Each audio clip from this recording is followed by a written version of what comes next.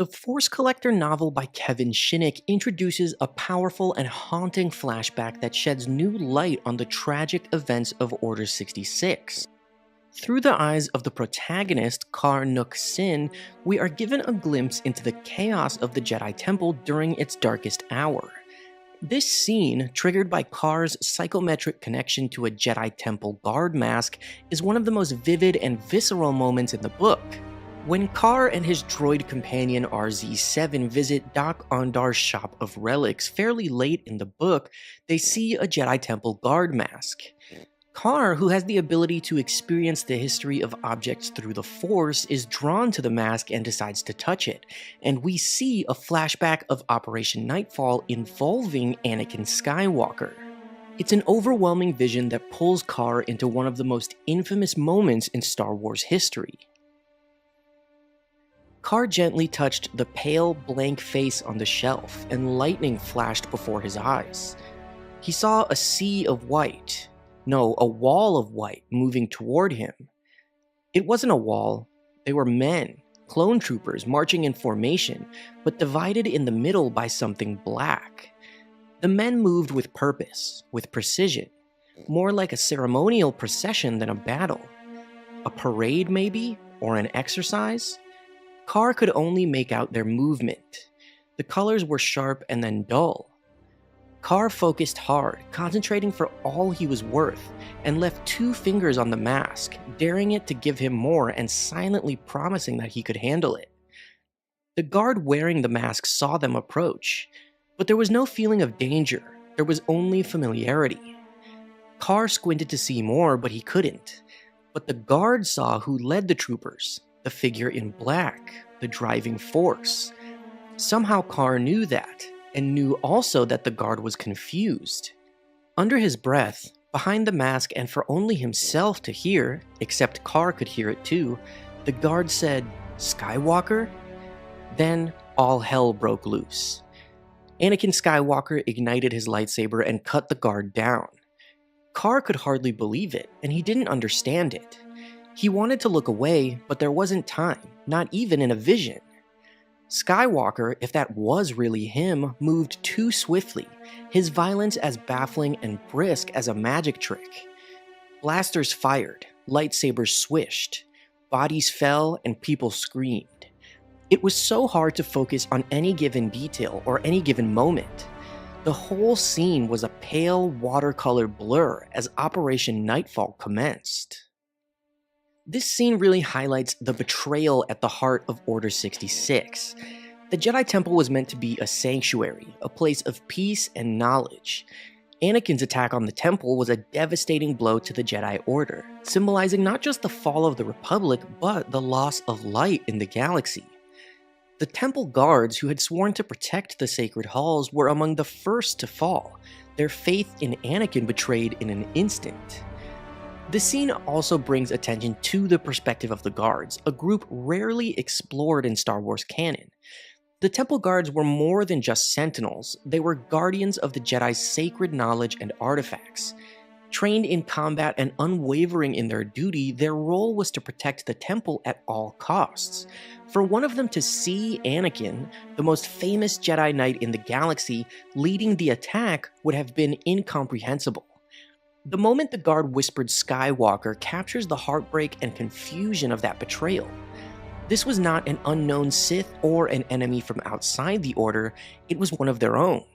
This scene also underscores the brutality of Anakin's transformation into Darth Vader. While much of his descent is chronicled in Revenge of the Sith and the novelization, this moment adds a new layer of depth. The guard's recognition of Anakin shows the complexity of his betrayal.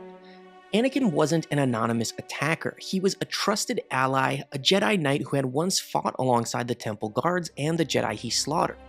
His actions here embody the tragedy of his character, a hero consumed by the dark side.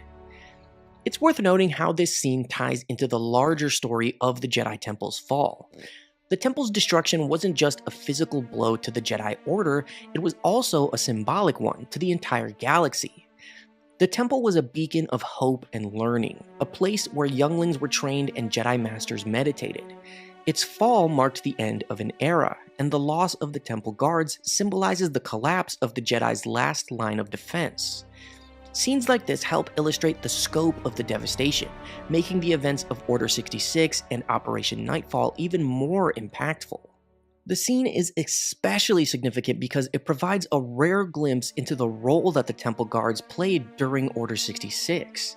Very little is known about what happened inside the temple during this pivotal moment. While Revenge of the Sith shows us a little bit, much of the extra material like the older video games and comics are now part of the Legends continuity. That's why this scene in canon holds such importance. It highlights the bravery even in the face of betrayal that the Temple Guards displayed, and deepens our understanding of the tragedy that unfolded inside the Jedi Temple. Anakin's actions here embody the weight of his fall, while the Guard's perspective adds a haunting layer to the story and lets us know that Anakin and the 501st definitely did come into conflict with Temple Guards during Operation Nightfall. Within the larger Star Wars galaxy, the legend of Anakin Skywalker, Darth Vader, and just the Skywalker family in general lives on. That's why the flashback is a powerful moment for Carr as a character in the book. His psychometric ability allows him to connect with the past, but this vision is unlike anything he has experienced before. It's a direct encounter with the pain and suffering of the Jedi's fall, giving him a deeper understanding of the Force and galactic history. The experience leaves him shaken, but it also strengthens his resolve to uncover the truth about the Jedi and their legacy. Carr's reaction shows us how the echoes of the past can shape the future, even for those who were not directly involved in the events. So that is everything we know about the flashback between Anakin and the Jedi Temple Guard in this book. As far as I know, it's one of the very few stories in canon mentioning the Temple Guards being there during Operation Nightfall.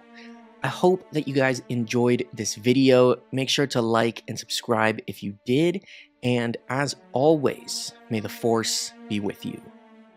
In Attack of the Clones, Anakin faced one of the darkest moments of his life, the death of his mother at the hands of Tusken Raiders. Overwhelmed by grief, he completely gave into the dark side for the first time and slaughtered an entire tribe of Tuskens, including women and children. He only ever confessed to two people, Padme and Palpatine. In this video, I want to look at the canon book Brotherhood to show how Palpatine reacted when Anakin told him what he had done, and how he manipulated Anakin even further. When Anakin arrived at Palpatine's office, he still carried that turmoil. Palpatine recognized this vulnerability immediately and seized the opportunity, carefully setting the stage for what would become one of their most consequential conversations. He welcomed Anakin warmly, his expression filled with apparent concern and fatherly warmth. Palpatine knew precisely how to present himself as a compassionate figure, something Anakin desperately craved yet rarely experienced from the Jedi Order. With practiced ease, Palpatine offered Anakin a comfortable seat and a calming drink, creating an atmosphere of intimacy and trust. Palpatine's demeanor was meticulously controlled, every small action intentionally performed to disarm Anakin emotionally and encourage openness. His gentle questions, seemingly innocuous, were carefully crafted to ease Anakin into a state of vulnerability. Palpatine masterfully hid his true intentions behind the mask of a concerned friend, waiting patiently for Anakin to lower his emotional defenses completely. Anakin was unable to confide fully in the Jedi, even in Obi-Wan. Isolated and emotionally drained, Anakin finally allowed himself to reveal that his mother had died. His voice trembling with a mixture of grief, shame, and rage, he then added that she was murdered by Sand People, and he had killed them for revenge. His confession was painful and raw, revealing the full extent of his emotional wounds. As Anakin recounted the events, the abduction, torture, and ultimate death of his mother, his anguish poured forth, filling the room with sorrow. His vivid retelling was laden with torment, the memory of the massacre clearly haunting him. Palpatine responded immediately but carefully. He displayed no shock, horror, or judgment. Instead, his reaction was perfectly tuned to provide Anakin with what he needed most: acceptance and understanding. Palpatine's words were carefully selected to affirm and justify Anakin's violent response, softly stating, "They killed your mother. Of course you wanted revenge." His voice carried warmth and empathy, perfectly hiding his manipulative intent. Palpatine enhanced this verbal validation with subtle physical gestures, notably placing his hand reassuringly upon Anakin's mechanical hand. This gesture symbolized acceptance and understanding, significantly easing Anakin's immediate sense of guilt. To Anakin, Palpatine's reassurance was comforting. To Palpatine, it was a critical step in bringing Anakin closer to him, emotionally and psychologically. Underneath Palpatine's carefully maintained facade of compassion and support lay sinister thoughts. The massacre, instead of horrifying Palpatine, excited him with the dark possibilities it revealed. He recognized in Anakin's violent act a clear demonstration of the young Jedi's potential to embrace the dark side. The passion, anger, and capacity for unrestrained violence showcased precisely the traits Palpatine sought in a Sith apprentice. This moment confirmed to Palpatine that Anakin was ready to move beyond Jedi training toward his true destiny, becoming a Sith Lord. Palpatine internally celebrated this revelation as a critical turning point, understanding fully that Anakin was now deeply vulnerable to his influence, ripe for manipulation and eventual conversion to the Sith. Palpatine's cunning went further still. Seizing this opportunity, he subtly shifted the conversation to critique the Jedi's philosophies, targeting particularly their rigid emotional detachment. He painted Jedi teachings, especially as exemplified by Mace Windu, as fundamentally flawed, cold and insensitive, unable to truly understand or help Anakin. Palpatine's critique wasn't random. By attacking the Jedi's philosophies, he intensified Anakin's growing frustrations and further widened the emotional gap between Anakin and the Order. He presented the Jedi's emotional detachment not as strength, but as weakness, knowing Anakin would resonate deeply with this sentiment. Palpatine further reinforced Anakin's emotional isolation by praising him for the very qualities the Jedi Order condemned: his profound compassion and emotional depth. Palpatine deliberately framed these qualities as rare strengths, distinguishing Anakin from the rest of the Jedi. In doing so, he planted seeds of doubt about the Jedi Order, simultaneously bolstering Anakin's belief in his own uniqueness. Through calculated flattery and empathy, Palpatine nurtured Anakin's increasing reliance upon him, subtly but consistently undermining Anakin's faith in Jedi principles. Palpatine expertly utilized emotional validation as a powerful psychological tool, steering Anakin further down a path away from Jedi teachings and closer to his eventual embrace of Sith ideology. Privately, Palpatine felt deep satisfaction at the outcome of this conversation. Anakin's emotional breakdown and subsequent confession confirmed that Palpatine's long-term strategy was working flawlessly. This moment signified a significant advancement in Anakin's seduction to the dark side, a vital step that Palpatine had carefully orchestrated. Recognizing Anakin's readiness, Palpatine celebrated this crucial turning point. Each word, each gesture had been meticulously designed to deepen Anakin's vulnerability and reliance on him. Palpatine's satisfaction was tempered only by patience. He knew the path to Anakin's final fall required careful timing and continued manipulation. Despite Palpatine's comforting words and actions, Anakin remained internally tormented. Palpatine's reassurance provided temporary relief but failed to erase his lingering guilt completely. Anakin left Palpatine's office feeling comforted yet deeply unsettled, trapped between the Jedi teachings he struggled to uphold and the emotional reality Palpatine had validated. This internal struggle would persist, haunting Anakin, pulling him between conflicting ideals and ultimately contributing to his gradual descent into darkness. This interaction between Anakin and Palpatine from the book Brotherhood marks a pivotal moment in Anakin's tragic path toward becoming Darth Vader. Palpatine's skillful manipulation during Anakin's vulnerable confession set the stage for future events, deepening Anakin's internal conflicts during the Clone Wars and his eventual fall in Revenge of the Sith. I love this scene and I love this book, Brotherhood, so I definitely recommend checking it out if you haven't. It takes place right after Attack of the Clones, so it's also a canon Clone Wars book. Anyway, I hope you guys enjoyed this video. Make sure to like and subscribe if you did, and as always, may the Force be with you.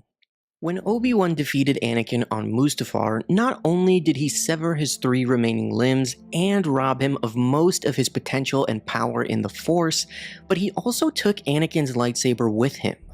We obviously know that this was for continuity reasons since Obi-Wan gave the weapon to Luke in the original movie. But the saber being taken from Anakin as he grew into his new identity of Vader was very symbolic, and it infuriated him and made the transition harder. So let's jump into the lore to learn Anakin's thoughts in that moment and how it affected Vader afterwards as he was forced to wield a new lightsaber. We're going to pull from the Legends books The Rise and Fall of Darth Vader and Dark Lore The Rise of Darth Vader, as well as the novelization of Revenge of the Sith, which is only loosely canonical, so I'm just going to label this video as fully Legends lore. Defeated and broken, his severed limbs burned away in the lava, Anakin clawed helplessly at the shifting terrain. Above him stood his former master, Obi-Wan, looking down in disbelief at what his friend had become. In those agonizing seconds, Obi-Wan's eyes were drawn to Anakin's lightsaber, lying abandoned on the lava bank. With a heavy heart, he picked it up, feeling the familiar weight in his hand. Obi-Wan couldn't help but observe the tragic irony. Anakin's lightsaber looked similar to his own, crafted under his mentorship, embodying their shared history. Yet now these weapons symbolize their bitter division. He considered how Anakin had intended his weapon to bring balance, to fight for good, and how instead it had been wielded to spread fear and suffering. For Obi-Wan, taking Anakin's lightsaber was more than a mere practical act. It was profoundly symbolic. It was a final acknowledgement that the boy he had trained, the brother he had loved, was truly lost to darkness. As he turned away from the burning landscape, lightsaber in hand, Obi-Wan felt immense sorrow. This blade, so intricately tied to Anakin's legacy, was now a stark reminder of failure, a memento of hope extinguished. Below, Anakin lay devastated, physically shattered, but his spirit remained defiant. Through the haze of pain and shock, he noticed Obi-Wan retrieving his fallen lightsaber. Rage surged through him, overwhelming the agony of his wounds. Anakin was furious, not only at his physical defeat, but at the humiliation of seeing his former master take possession of the lightsaber that had once defined his pride and power as a Jedi Knight. Anakin's thoughts were consumed with hate, fueled by betrayal. In his mind, Obi-Wan's action was the ultimate insult, stealing away the last tangible symbol of his strength, independence, and identity. He saw Obi-Wan's departure as abandonment, leaving him to perish in flames, stripped of everything he had earned. In a final burst of wrath, Anakin screamed words born of deep-seated pain and resentment. "I hate you." Even as fire engulfed his body, Anakin stubbornly clung to the belief that he was still stronger than Obi-Wan, his fury sustaining him. But deep down, a profound sense of loss gnawed at him. The lightsaber was more than a mere weapon, it had been part of his very being. Losing it represented losing himself, pushing him further down the irreversible path toward the darkness that had consumed him. After Mustafar, as time passed and Anakin fully became Darth Vader, memories of Mustafar lingered, shaping him into a creature of bitterness and wrath. The loss of his lightsaber haunted Vader deeply. Under the Emperor's command, he was forced to build a new weapon, one befitting his new status as a Sith Lord. Yet, from the very beginning, the process felt forced and unnatural. The Emperor, intending to mold Vader into a tool of fear, instructed him to craft his new lightsaber within the shadow of the Empire's greatest weapon, the Death Star. Vader dutifully followed his master's instructions, but soon realized he was unable to create something new or unique. Despite his efforts to forge an original, powerful saber, he found himself instinctively recreating a twisted reflection of the one Obi-Wan had taken from him. The new saber was crafted to resemble his old one closely. Its shape, its design, and even its weight were attempts to reconnect with his past identity. Yet, everything was slightly off. His mechanical limbs were larger and heavier, unable to grip the new lightsaber with the natural ease he once enjoyed as Anakin. Each time he ignited the Crimson Blade, he was reminded of his limitations, of how far he had fallen, and of the humiliating defeat on Mustafar. Vader despised this new lightsaber. Its awkwardness reinforced the painful memories of his life as Anakin Skywalker, something he desperately wanted to forget. Every cumbersome swing felt like a cruel reminder of his defeat, his transformation, and his loss of identity. His irritation grew into deeper anger, not just toward the lightsaber itself, but also toward Obi-Wan, who had indirectly caused this frustration. Obi-Wan's action had not only taken Anakin's weapon, but had effectively stripped Vader of comfort and dignity in battle.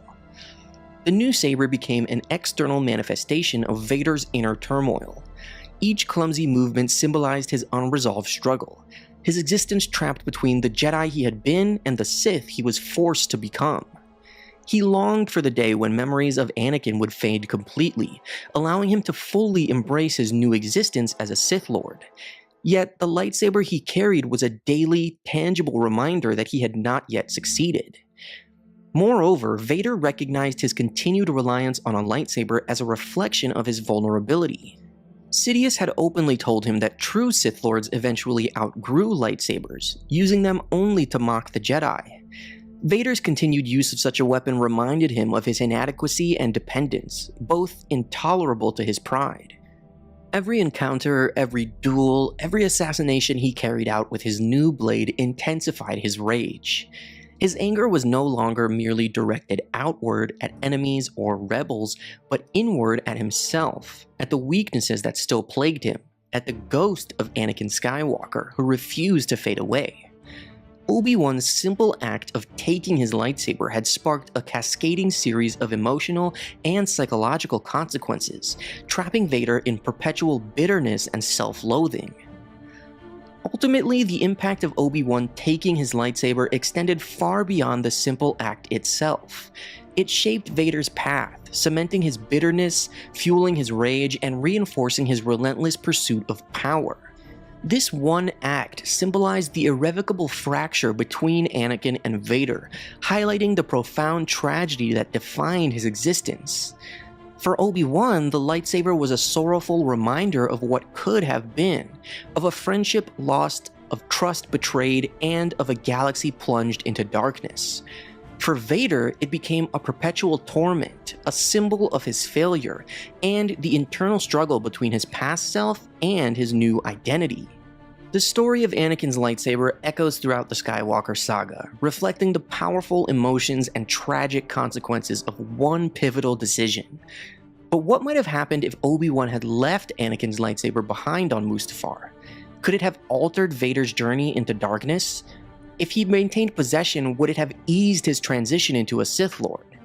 I'd love to hear your guys' thoughts on this in the comments below. Thank you guys for watching this video. I hope that you enjoyed it. Make sure to like and subscribe if you did, and as always, may the Force be with you. After the events of Revenge of the Sith, the galaxy was plunged into the dark times. The Jedi were wiped out, democracy was reduced to ashes, and Emperor Palpatine had tightened his iron grip. Bail Organa, the respected senator from Alderaan, stood among the very few who knew the tragic truth behind Anakin's fall to the dark side.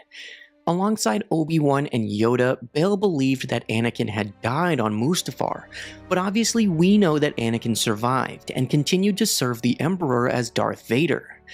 In this video, I want to break down how Bail learned that Vader was alive, and how he first encountered him within the New Empire, using lore from the Legends book Dark Lord: The Rise of Darth Vader. The aftermath of Order 66 left Bail living a dangerous double life. As a prominent senator, he maintained appearances of loyalty to Palpatine's regime, even as he quietly opposed it. Bail had secretly aided Yoda and Obi-Wan in their desperate escapes and had bravely taken Leia, the newborn daughter of Anakin and Padme, into his protection. Each day was fraught with hidden dangers, yet Bail navigated these perilous waters with immense care, knowing that the smallest misstep could mean the end of everything he cared about. Initially, Bail had accepted Obi-Wan's account that Anakin had perished following their brutal fight on Mustafar. This belief was abruptly shattered during a routine but tense visit to Coruscant. He and fellow Senator Mon Mothma were present when an Imperial shuttle landed near them. Through swirling clouds of exhaust emerged a towering figure cloaked entirely in black armor, flanked by a disciplined squad of stormtroopers. The air seemed instantly colder, charged with menace, and the figure strode forward with unyielding confidence and an unmistakable aura of dread. As Bail watched in stunned silence, one of the stormtroopers respectfully addressed the figure as Lord Vader. Those two simple words struck Bail like a physical blow, causing him to grip the railing beside him to steady himself. The name echoed within his mind, driving out all coherent thought as a sickening realization settled upon him. Anakin Skywalker was not dead. He had survived, transformed into something monstrous, a living nightmare serving the Emperor. A wave of horror washed over Bail as the full implications of Vader's survival crashed upon him. His mind raced through memories: Obi-Wan's grief at Anakin's supposed death, Padme's final moments, and his solemn promise to protect Leia. How could they have been so wrong? Bail felt physically ill, a cold sweat breaking out on his forehead. His legs trembled beneath him, and he felt as if his entire world had been ripped apart. Vader was a threat more dangerous and personal than Bail could have ever imagined. Sometime later, in the privacy of his quarters, Bail sought the counsel of his trusted friend, Captain Ramus Antilles. They urgently discussed the implications of Vader's identity, hoping desperately to find an alternative explanation. Perhaps Vader was merely another one of Palpatine's apprentices who had taken the same name, or even a mechanical monstrosity akin to General Grievous. Yet, these rationalizations rang hollow, for they both knew deep down that only one being could command the absolute obedience and respect Vader inspired. Bail was forced to confront the chilling reality. Darth Vader was indeed Anakin, risen from the ashes of Mustafar, his humanity replaced by cold machinery and ruthless purpose.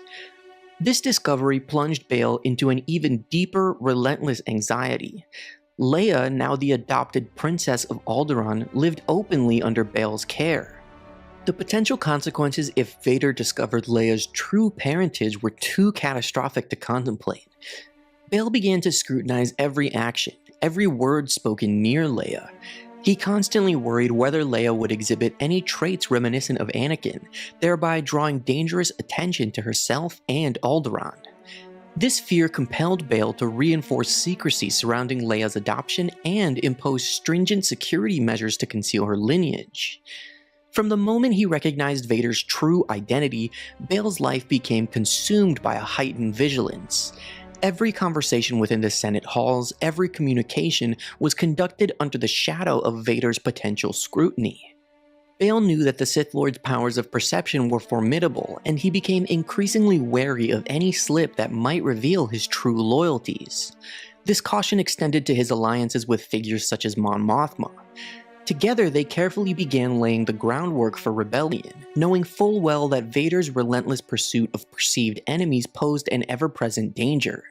Each act of defiance, no matter how subtle, had to be carefully calculated. The fear of Vader's discovery was a constant, oppressive weight on Bail's shoulders. Beyond the political ramifications, the psychological toll on Bail was immense. Knowing that the once heroic Anakin Skywalker now walked as a Sith Lord, spreading fear and enforcing tyranny, weighed heavily upon him. Bail felt a deep sense of personal sorrow and betrayal, mourning the man Anakin had once been, a friend and ally, while simultaneously fearing the dark entity he had become. This conflict gnawed at Bail constantly, deepening his resolve to resist the Empire's tyranny while burdening him with the tragic truth he could never openly share. The revelation of Anakin's survival as Darth Vader fundamentally reshaped Bail Organa's life and decisions following the formation of the Empire. He was forced to navigate the dangerous waters of Imperial politics more carefully than ever, all while secretly nurturing the seeds of rebellion. Raising Leia, Anakin's daughter, added another layer of complexity and danger. Every decision Bail made from that moment onward was influenced by the shadow cast by Vader, forever intertwining their fates. This tragic irony, Bail raising Vader's daughter while fearing Vader himself, highlights the depth of sacrifice and courage required in the fight against darkness. Thank you guys so much for watching this video. I hope that you enjoyed it. Make sure to like and subscribe if you did, and as always, may the Force be with you. Grand Moff Wilhuff Tarkin and Darth Vader were two of the most fearsome figures in the Galactic Empire. One was a cold, calculating military strategist, the other a dark Sith warrior wielding unimaginable power. But here's the question that has intrigued Star Wars fans for years. Did Tarkin know that Darth Vader was once Anakin Skywalker? To answer this question, I want to pull from the canon book Tarkin by James Luceno, which gives us some great context regarding their relationship and what exactly Tarkin knew about Vader. To understand if Tarkin knew Vader's identity, we must first look at his relationship with Anakin Skywalker during the Clone Wars.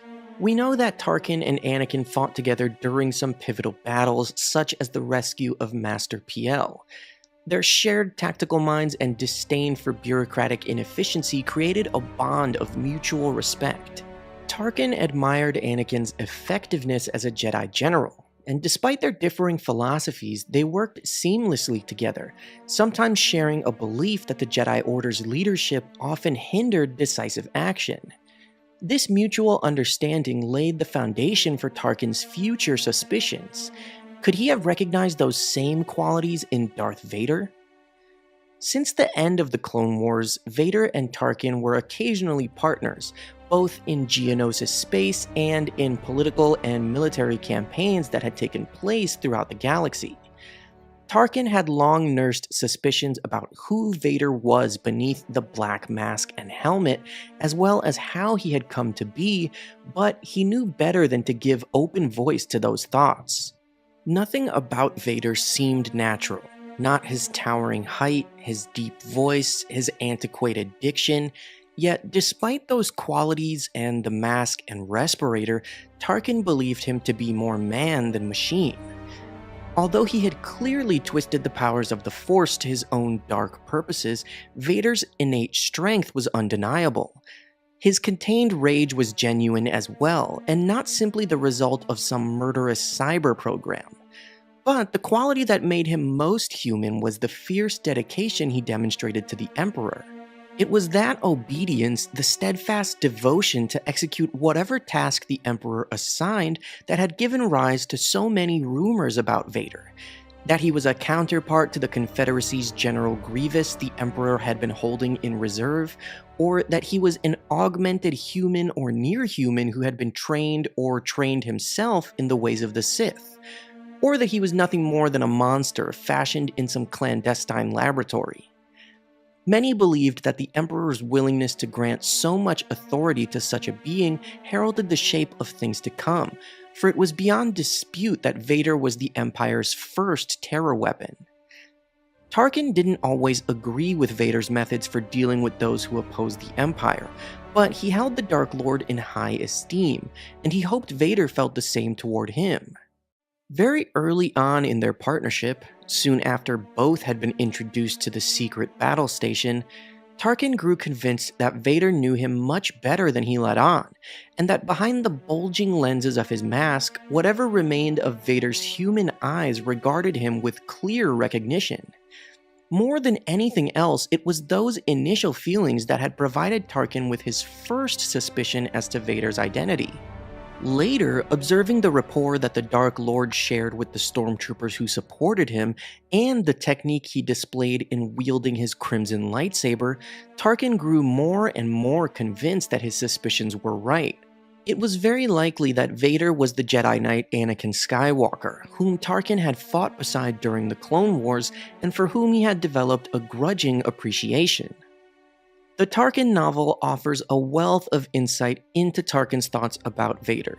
It's clear that early on, Tarkin never openly voiced his suspicions about Vader's identity. However, his sharp intellect and attention to detail allowed him to piece together the puzzle. He reflected on the timing of Anakin Skywalker's disappearance and Darth Vader's emergence, as well as the similarities in their fighting styles and leadership qualities. Tarkin's observations culminated in a strong suspicion that Vader was Anakin Skywalker. Yet his respect for the Emperor's secrets and Vader's power kept him from pursuing the matter further. However, while the book seems to leave the question of Vader's identity unresolved, the events of Episode 4, A New Hope do give us a definitive answer. During the movie, Vader openly refers to Obi-Wan Kenobi as his former master in front of Tarkin. This revelation directly links Vader to the Jedi Order, and it is clear that Tarkin understands the implications. Vader is basically saying that he was Anakin. Additionally, Tarkin himself refers to Vader as being the last of the Jedi religion. This phrase solidifies his understanding that Vader was once a Jedi Knight and reveals that he has pieced together Vader's connection to Anakin Skywalker. It's evident that in the years between the events of Tarkin and A New Hope, Tarkin came to definitively learn Vader's true identity as Anakin. Furthermore, the casual nature of these exchanges in the movie indicates that both men were fully aware of this shared knowledge and had moved beyond any pretense of secrecy. So, to answer the question, did Tarkin know that Vader was Anakin?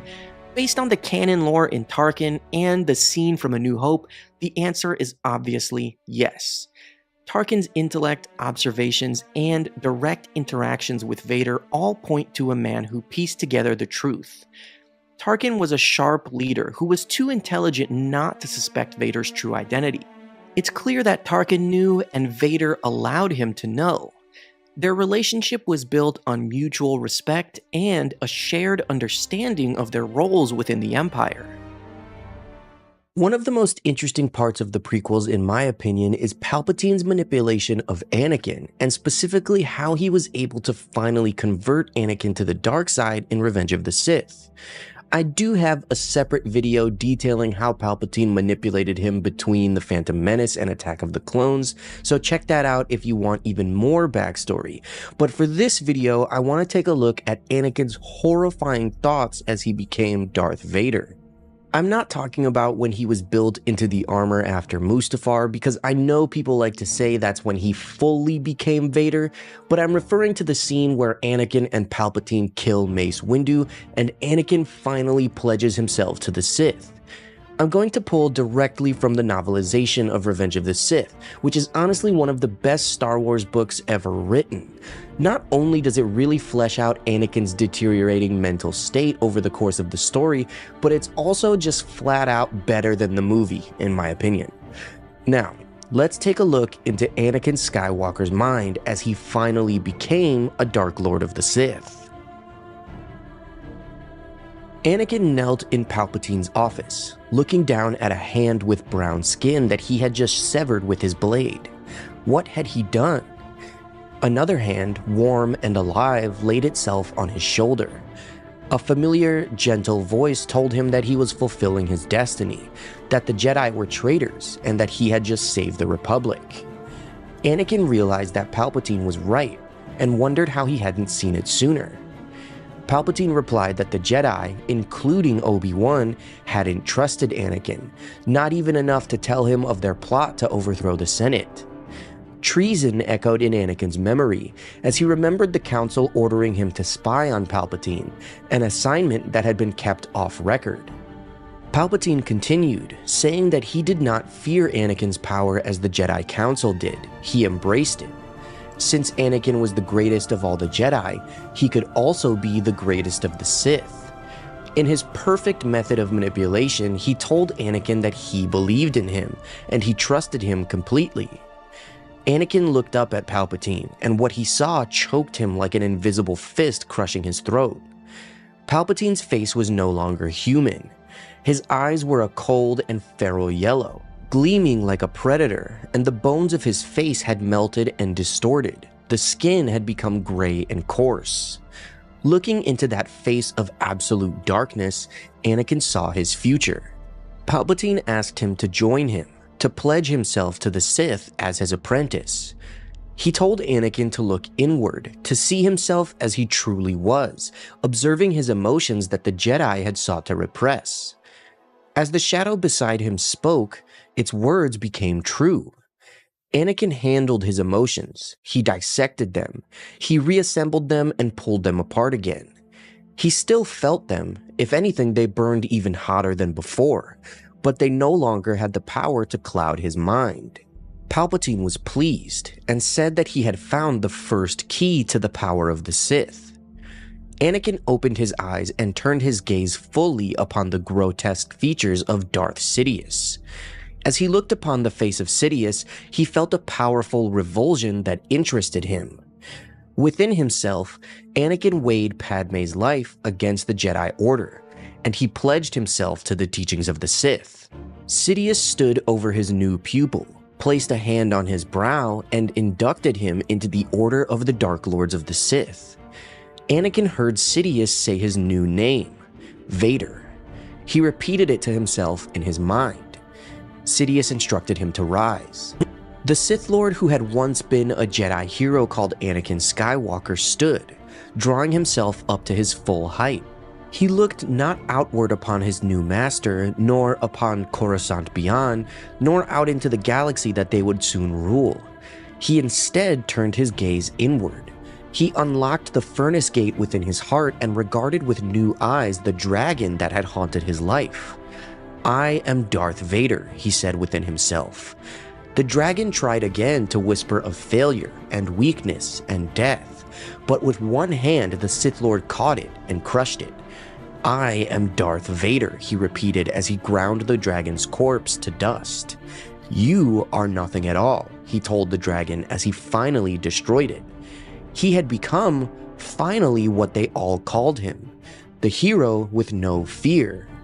He was Darth Vader. When Anakin returned from the Outer Rim sieges and learned that Padme was pregnant, his emotions were a mix of joy and fear.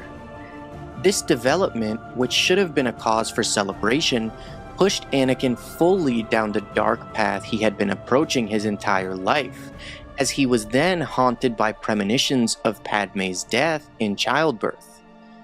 Anakin's mental state, his emotions, and his thoughts were incredibly complex, especially in Revenge of the Sith.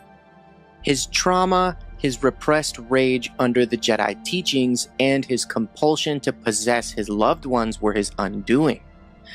Thankfully, the canon book Skywalker: A Family at War gives us a look into Anakin's thoughts about his unborn child and his fear of losing Padme. Unfortunately, as Anakin drew gradually closer to the dark side than ever before during this time period, his thoughts are disturbing. When Padme told Anakin that he was about to become a father, he immediately began to obsess over the ramifications and complications of such a development. Padme could only conceal her condition for so long, masking her pregnancy under cloaks of fine Naboo velvet. Anyone who had previously suspected a deeper connection between the Senator and the Jedi would have more reason than ever to believe that he had cast aside the Jedi's strict code and consorted with a woman he was clearly in love with. And even if he and Padme managed to maintain their deception, once the child arrived, the Queen of Naboo would relieve Padme of her post, and it would be impossible for Anakin to remain a Jedi, except as an absentee father. For Anakin to allow his child to grow up fatherless while he stood by, cast in the role of a caring family friend, was unconscionable. Moreover, a child could hardly be trusted to carry the secret without disclosing, by a slip of the tongue or betrayal of their feelings sensed by the Jedi through the Force, to keep the truth quiet for long. Anakin's Jedi training temporarily helped calm his anxieties, allowing him a moment to embrace what their future might hold. Amid the terrible destruction of the Clone War, they had created life. If he let his worries fall away, if he only focused on himself and Padme, on their commitment to each other, on the vow they had made, he could see her news for what it was, the happiest moment of his life. Anakin's joy was fleeting. Rapture over Padme's news was soon replaced by fear. Padme's transformation into motherhood stirred up emotions he had not felt since leaving Shmi behind more than a decade earlier. Superficially, the two women were very different, a slave and a former queen, one destitute, the other wealthy. One was his abandoned mother, the other the mother of the child he might well have to abandon. History seemed to be repeating itself in ways that Anakin found profoundly disturbing.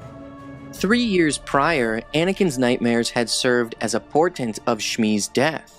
Now, Anakin was plagued by visions of the future once more. He should have been at peace, finally sleeping at Padme's side.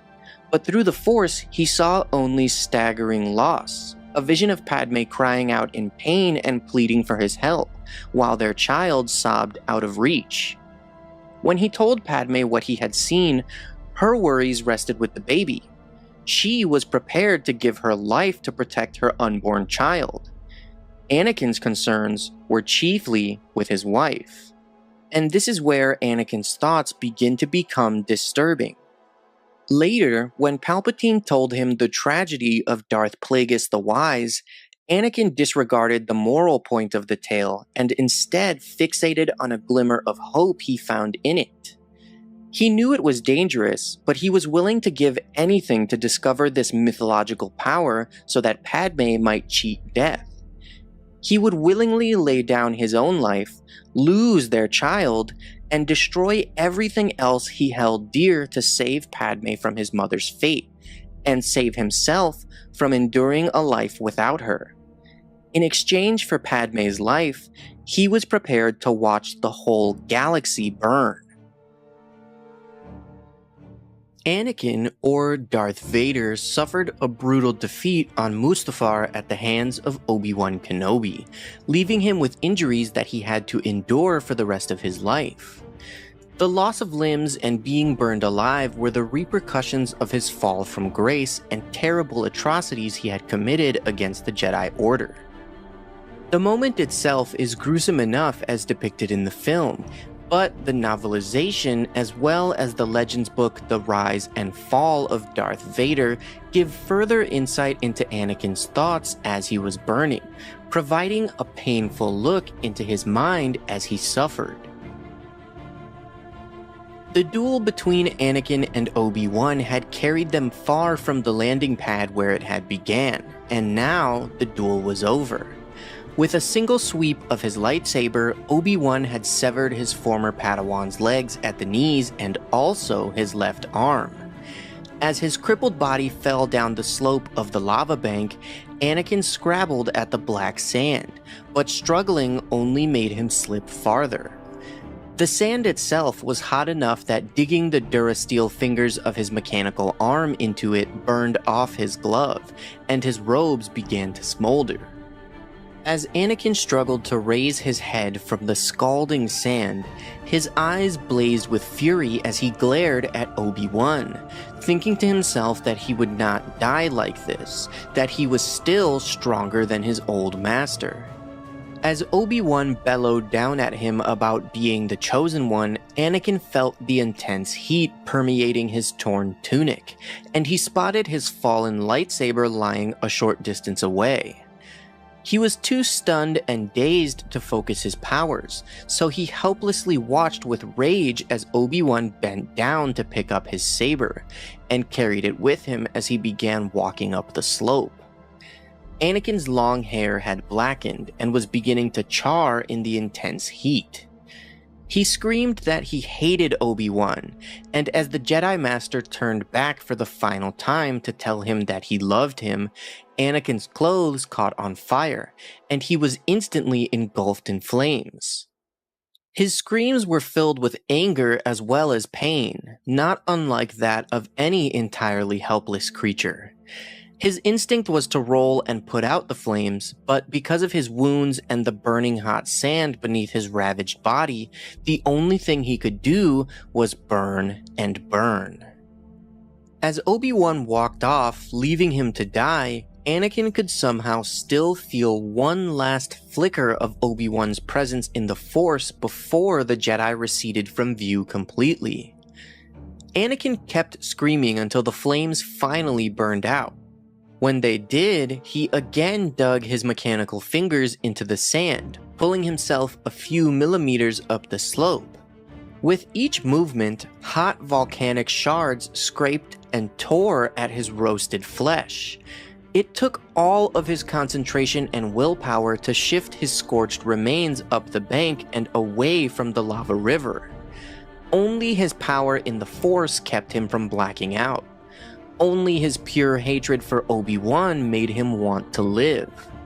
Yet his mind was still not fully convinced of what he had become, and as he heard the engine of an arriving starship travel over his location, he realized that he still thought of himself as Anakin, not Darth Vader.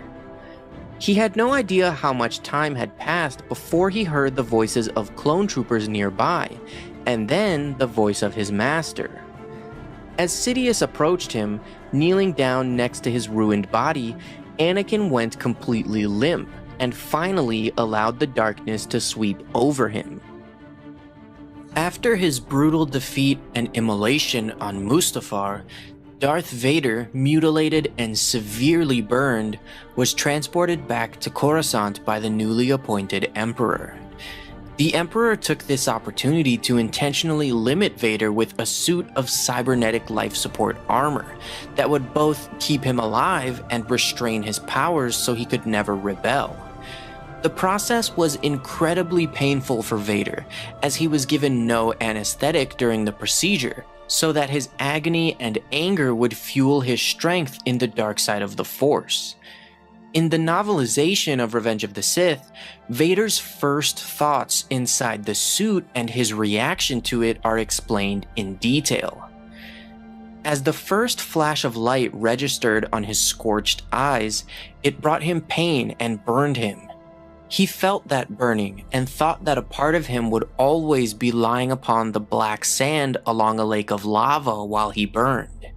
He could hear himself breathing, however it was hard and harsh and felt as though it scraped his nerves that had already been made raw. He couldn't stop his breathing or even slow it down because he didn't even really have lungs anymore. He felt the mechanisms forced inside his chest and working throughout the suit, breathing for him.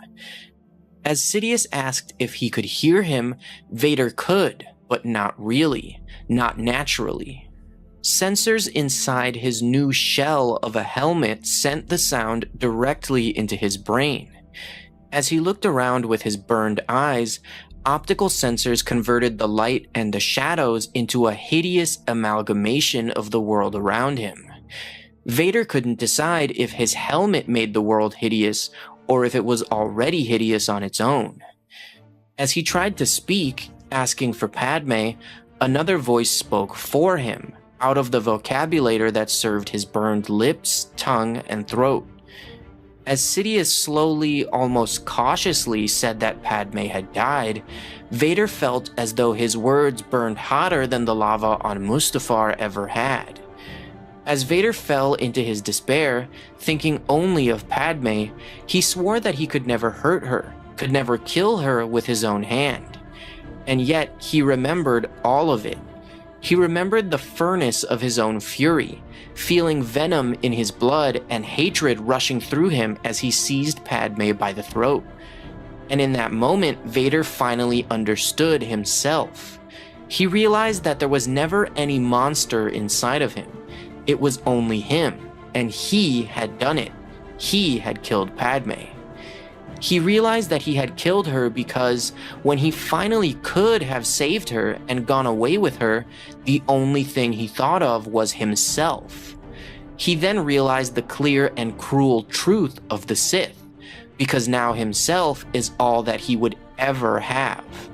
As he felt his rage and screamed and reached out through the Force to destroy Sidious, he felt that his power was now so much less. The power of Anakin Skywalker felt only like a memory, and he could barely manage to destroy the medical droids around him, while he couldn't even touch Sidious. In the end, he didn't really want to destroy his new master, because he was all that Vader had left. He felt as though Sidious understood him and forgave him, and now would teach him. Having no other path before him, Vader knew that the only purpose in his life was serving Sidious and burning himself within the furnace of his heart forever. Vader stood for a long moment with his sheathed arms dangling at his sides, his head mournfully bowed. To the galaxy at large, Jedi Knight Anakin Skywalker, the hero with no fear, the chosen one, had died on Coruscant during the siege of the Jedi Temple. And to some extent that was true. Anakin is dead, Vader told himself. And yet, if not for events on Mustafar, Anakin would sit now on the Coruscant throne, his wife by his side, their child in her arms. Instead, Palpatine's plan could not have been more flawlessly executed. He had won it all: the war, the Republic, the fealty of the one Jedi Knight in whom the entire Jedi Order had placed its hope. The revenge of the self-exiled Sith had been complete, and Darth Vader was merely a minion, an errand boy, allegedly an apprentice, the public face of the dark side of the Force. While he retained his knowledge of the Jedi arts, he felt uncertain about his place in the Force. And while he had taken his first steps toward awakening the power of the dark side, he felt uncertain about his ability to sustain that power. How far he might have been now had fate not intervened to strip him of almost everything he possessed, as a means of remaking him. Or of humbling him, as Darths Maul and Tyrannus had been humbled before him, as indeed the Jedi Order itself had been humbled. Where Darth Sidious had gained everything, Vader had lost everything, including, for the moment at least, the self-confidence and unbridled skill he had demonstrated as Anakin Skywalker. Vader turned and began to move from the room. But this is not walking, he thought. Long accustomed to building and rebuilding droids, supercharging the engines of landspeeders and starfighters, upgrading the mechanisms that controlled the first of his artificial limbs, he was dismayed by the incompetence of the medical droids responsible for his resurrection in Sidious' laboratory on Coruscant. His alloy lower legs were bulked by strips of armor similar to those that filled and gave form to the long glove Anakin had worn over his right arm. What remained of his real limbs ended in bulbs of grafted flesh, inserted into machines that triggered movement through the use of modules that interfaced with his damaged nerve endings. But instead of using Durasteel, the medical droids had substituted an inferior alloy, and had failed to inspect the strips that protected the electromotive lines. As a result, the inner lining of the pressurized bodysuit was constantly snagging on places where the strips were anchored to knee and ankle joints. The tall boots were a poor fit for his artificial feet, whose claw-like toes lacked the electrostatic sensitivity of his equally false fingertips. Raised in the heel, the cumbersome foot gear canted him slightly forward, forcing him to move with exaggerated caution lest he tumble or topple over.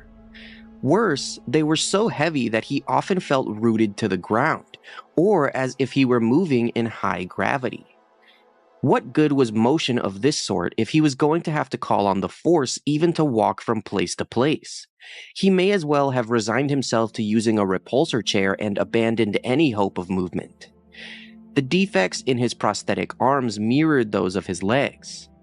Only the right one felt natural to him, though it too was artificial, and the pneumatic mechanisms that supplied articulation and support were sometimes slow to respond. The weighty cloak and pectoral plating so restricted his movement that he could scarcely lift his arms over his head, and he had already been forced to adapt his lightsaber technique to compensate. He could probably adjust the servo drivers and pistons in his forearms to provide his hands with strength enough to crush the hilt of his new lightsaber. With the power of his arms alone, he had the ability to lift an adult being off the ground. But the Force had always given him the ability to do that, especially in moments of rage. What's more, the sleeves of the bodysuit didn't hug the prostheses as they should, and the elbow-length gloves sagged and bunched at the wrists. Gazing at the gloves now, he thought, this is not seeing. The pressurized mask was goggle-eyed, fish-mouthed, short-snouted, and needlessly angular over the cheekbones. Coupled with a flaring dome of helmet, the mask gave him the forbidding appearance of an ancient Sith war droid. The dark lenses that covered his eyes filtered out light that might have caused further injury to his damaged corneas and retinas, but in enhanced mode, they reddened the light and prevented him from being able to see the toes of his boots without inclining his head almost 90 degrees. Listening to the servo motors that drove his limbs, he thought, this is not hearing. The Medroids rebuilt the cartilage of his outer ears, but his eardrums, having melted in Mustafar's heat, had been beyond repair. Sound waves now had to be transmitted directly to implants in his inner ear, and sounds registered as if issuing from underwater.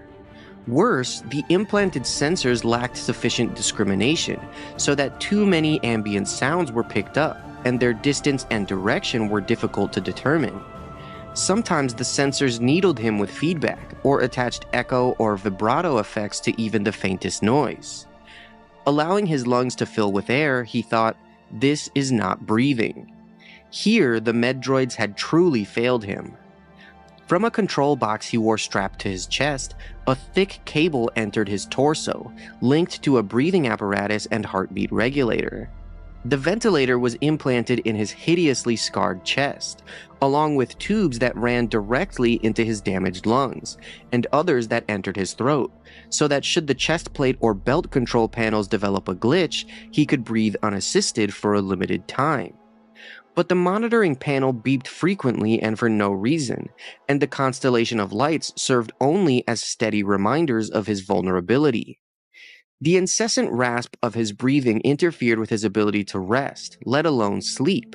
And sleep, in the rare moments it came to him, was a nightmarish jumble of twisted, recurrent memories that unfolded to excruciating sounds. The Medroids had at least inserted the redundant breathing tubes low enough so that, with the aid of an enunciator, his scorched vocal cords could still form sounds and words. But absent the enunciator, which imparted a synthetic bass tone, his own voice was little more than a whisper. He could take food through his mouth as well, but only when he was inside a hyperbaric chamber, since he had to remove the triangular respiratory vent that was the mask's prominent feature. So it was easier to receive nourishment through liquids, intravenous and otherwise, and to rely on catheters, collection pouches, and recyclers to deal with his waste. But all those devices made it even more difficult for him to move with ease, much less with any grace. The pectoral armor that protected the artificial lung weighed him down, as did the electrode-studded collar that supported the outsized helmet, necessary to safeguard the cybernetic devices that replaced the uppermost of his vertebrae, the delicate systems of the mask, and the ragged scars in his hairless head, which owed as much to what he had endured on Mustafar as to attempts at emergency trephination during the trip back to Coruscant aboard Sidious's shuttle. The synth skin that substituted for what was seared from his bones itched incessantly, and his body needed to be periodically cleansed and scrubbed of necrotic flesh. Already he had experienced moments of claustrophobia, moments of desperation to be rid of the suit, to emerge from the shell. He needed to build, or have built, a chamber in which he could feel human again, if possible. All in all, he thought, this is not living. This was solitary confinement, prison of the worst sort, continual torture. He was nothing more than wreckage, power without clear purpose. When Anakin was struck down by Obi-Wan on Mustafar, brutally dismembered and left to burn alive on the shores of a lava river, he was forced to use his rage and pain to stay alive. Just as the corruption of the dark side had clouded his mind and fueled his arrogance, leading to his defeat in their duel, it was now all he had left to ensure that he survived. Not only did Anakin already believe that the Jedi were evil traitors, but he was now overcome with hatred for Obi-Wan after his former master had left him to suffer. In the Legends book The Rise and Fall of Darth Vader, we finally get to know what Anakin was thinking as he lay on the lava bank burning in agony and Obi-Wan left him to die. Anakin had never imagined that Obi-Wan possessed the strength to defeat him so brutally. His old master shouted down at him as he writhed in pain at the bottom of a slope of black sand.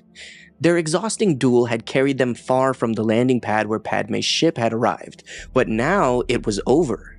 With 2 quick strokes, Obi-Wan had severed his legs at the knees and his left arm at the elbow. As Anakin struggled to raise his head from the smoldering sand, his eyes blazed a bright yellow with the fury of the dark side. He glared at Obi-Wan, thinking to himself that he would not die that way, that he was still stronger than Obi-Wan even in his injured state. As Obi-Wan continued shouting down at him, Anakin could feel the intense heat of the lava beginning to permeate his torn tunic, and he spotted his fallen lightsaber lying nearby.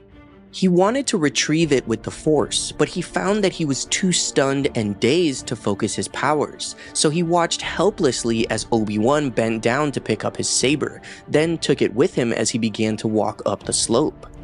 Anakin finally managed to speak, roaring that he hated his old master. Obi-Wan stopped in his tracks and turned one final time to face the ruined, seething monster below him, and softly replied that he had loved him. At that moment, Anakin's clothes caught fire from the heat, and his entire body was suddenly engulfed in flames. His screams were filled with anger as well as pain, as he was a helpless creature in agony.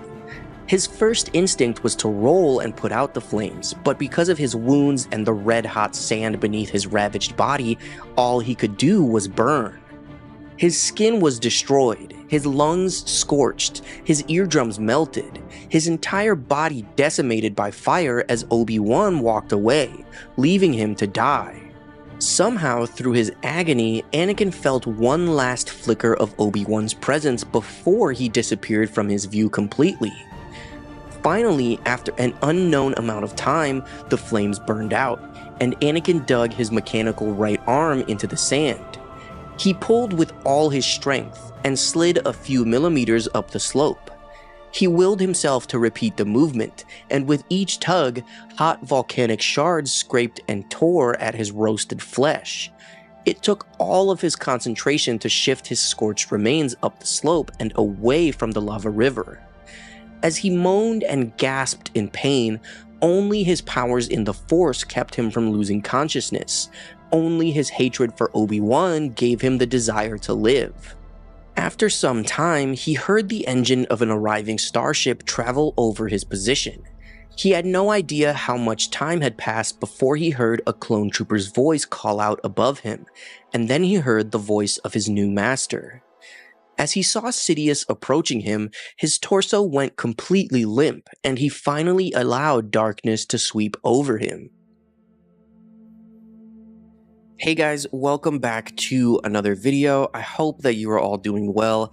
Today, I want to share one of my favorite stories from canon. It's really beautiful and it just explains everything that Anakin saw and thought and heard when he died and became one with the Force in Return of the Jedi. So let's jump right in. When Anakin returned to the light side of the Force, he found the strength to finally destroy the Emperor and fulfill the prophecy that the Jedi had envisioned so many years before. With the help of his son Luke, Anakin was able to turn away from the dark path he had stumbled down, sacrificing his own life in the process. With his suit of life support armor damaged beyond repair, Anakin accepted death, grateful to Luke for saving him from the dark side of the Force. After over 2 decades of pain and suffering and his reign as a Dark Lord of the Sith, Anakin Skywalker finally died and became one with the Force. But what was he thinking during the final moments of his life in the physical world? How did he know how to maintain his consciousness so that he could manifest as a Force ghost? All of this is revealed to us in the canon book Return of the Jedi from a Certain Point of View, in the short story titled Brotherhood. Within the collapsing debris of the doomed second Death Star, the mutilated, half-machine body of Darth Vader fought for 1 or 2 more breaths. Vader's rage and consuming fear finally subsided, a gradual withering as he struggled to form the words, his organs and his cybernetic implants failing simultaneously. But he managed to speak, one last effort to express the most important things that Anakin Skywalker had ever said in his life. As he gazed upon the compassionate eyes of his son, the man who saved him, Anakin told him to tell his twin sister that he had been right about him. With that, Anakin sank into the void of the Force, guided only by a single flame within himself. But within the emptiness of that next place, he felt the flame within him, a growing intensity and radiance strong enough to break the darkness. Even as his physical body died, Anakin burned within the Force like the mythical sun dragon of Tatooine. His mother had once told him that he had the burning heart of the Sun Dragon, and years of living as Vader under layers of bulky armor and dead tissue had made him forget that. Ignored under the corruption of darkness, that memory was as good as destroyed. But the Sun Dragon could never be destroyed, not in the stories of myth, and not within the Force or within Anakin himself. And inside the endless landscape of nothing, he fought the ocean of the Force. It pulled at him and clashed against him as he fought to be stronger than the Force itself. And then everything snapped into place, a connection beyond time and space, beyond worlds, and Anakin heard the voices of his loved ones from years past. Padme on her deathbed, claiming there was still good within him. Qui-Gon dying on Naboo, making Obi-Wan promise to train him. Ahsoka never giving up on him, telling Maul he was wrong about Anakin on Mandalore. Words and images wove around and through him. He heard Obi-Wan's voice calling him a good friend. Anakin wondered when was the last time anyone had thought of him as a friend. In the Force, that thought brought calm to him, flames from his Sun Dragon heart collapsing into a steady rhythm. And in response, the strangest thing happened. Anakin had spent his life trying to control the Force, an aggressive tension that often lashed back in struggle. Here, this single drop of calm offered something different, a surprising tranquility that allowed him to drift. In the endless space of nothing, Anakin simply existed in the quiet. For years, he had been constantly surrounded by the mechanical thrums of his armor and cybernetics, noise that was often his sole companion. Anakin always wondered if peace might lie beyond the noise of Darth Vader. Yet the absence of sound within this ether created anything but that, leaving him with one harsh truth. So many terrible things had happened in the galaxy, and he was the cause. He had brought destruction. He had brought pain to his apprentice. He had brought betrayal to his brother, and he had brought death to his wife. Then, a subtle shift occurred. A single intention that broke the quiet and rippled outward within the Force. Anakin would not stand for that. He would not accept that his story was over, that it ended on a single act of choosing light over dark. He had too much left to undo after spending decades as Darth Vader. Anakin Skywalker simply refused, and he felt his Sun Dragon heart burn with renewed flames, and in the ether of the Force, nothing, not even the Force itself, could stop him. because Anakin refused to accept that things should conclude that way. A determination grew within him, an intensity that would overcome any obstacle. He would not die.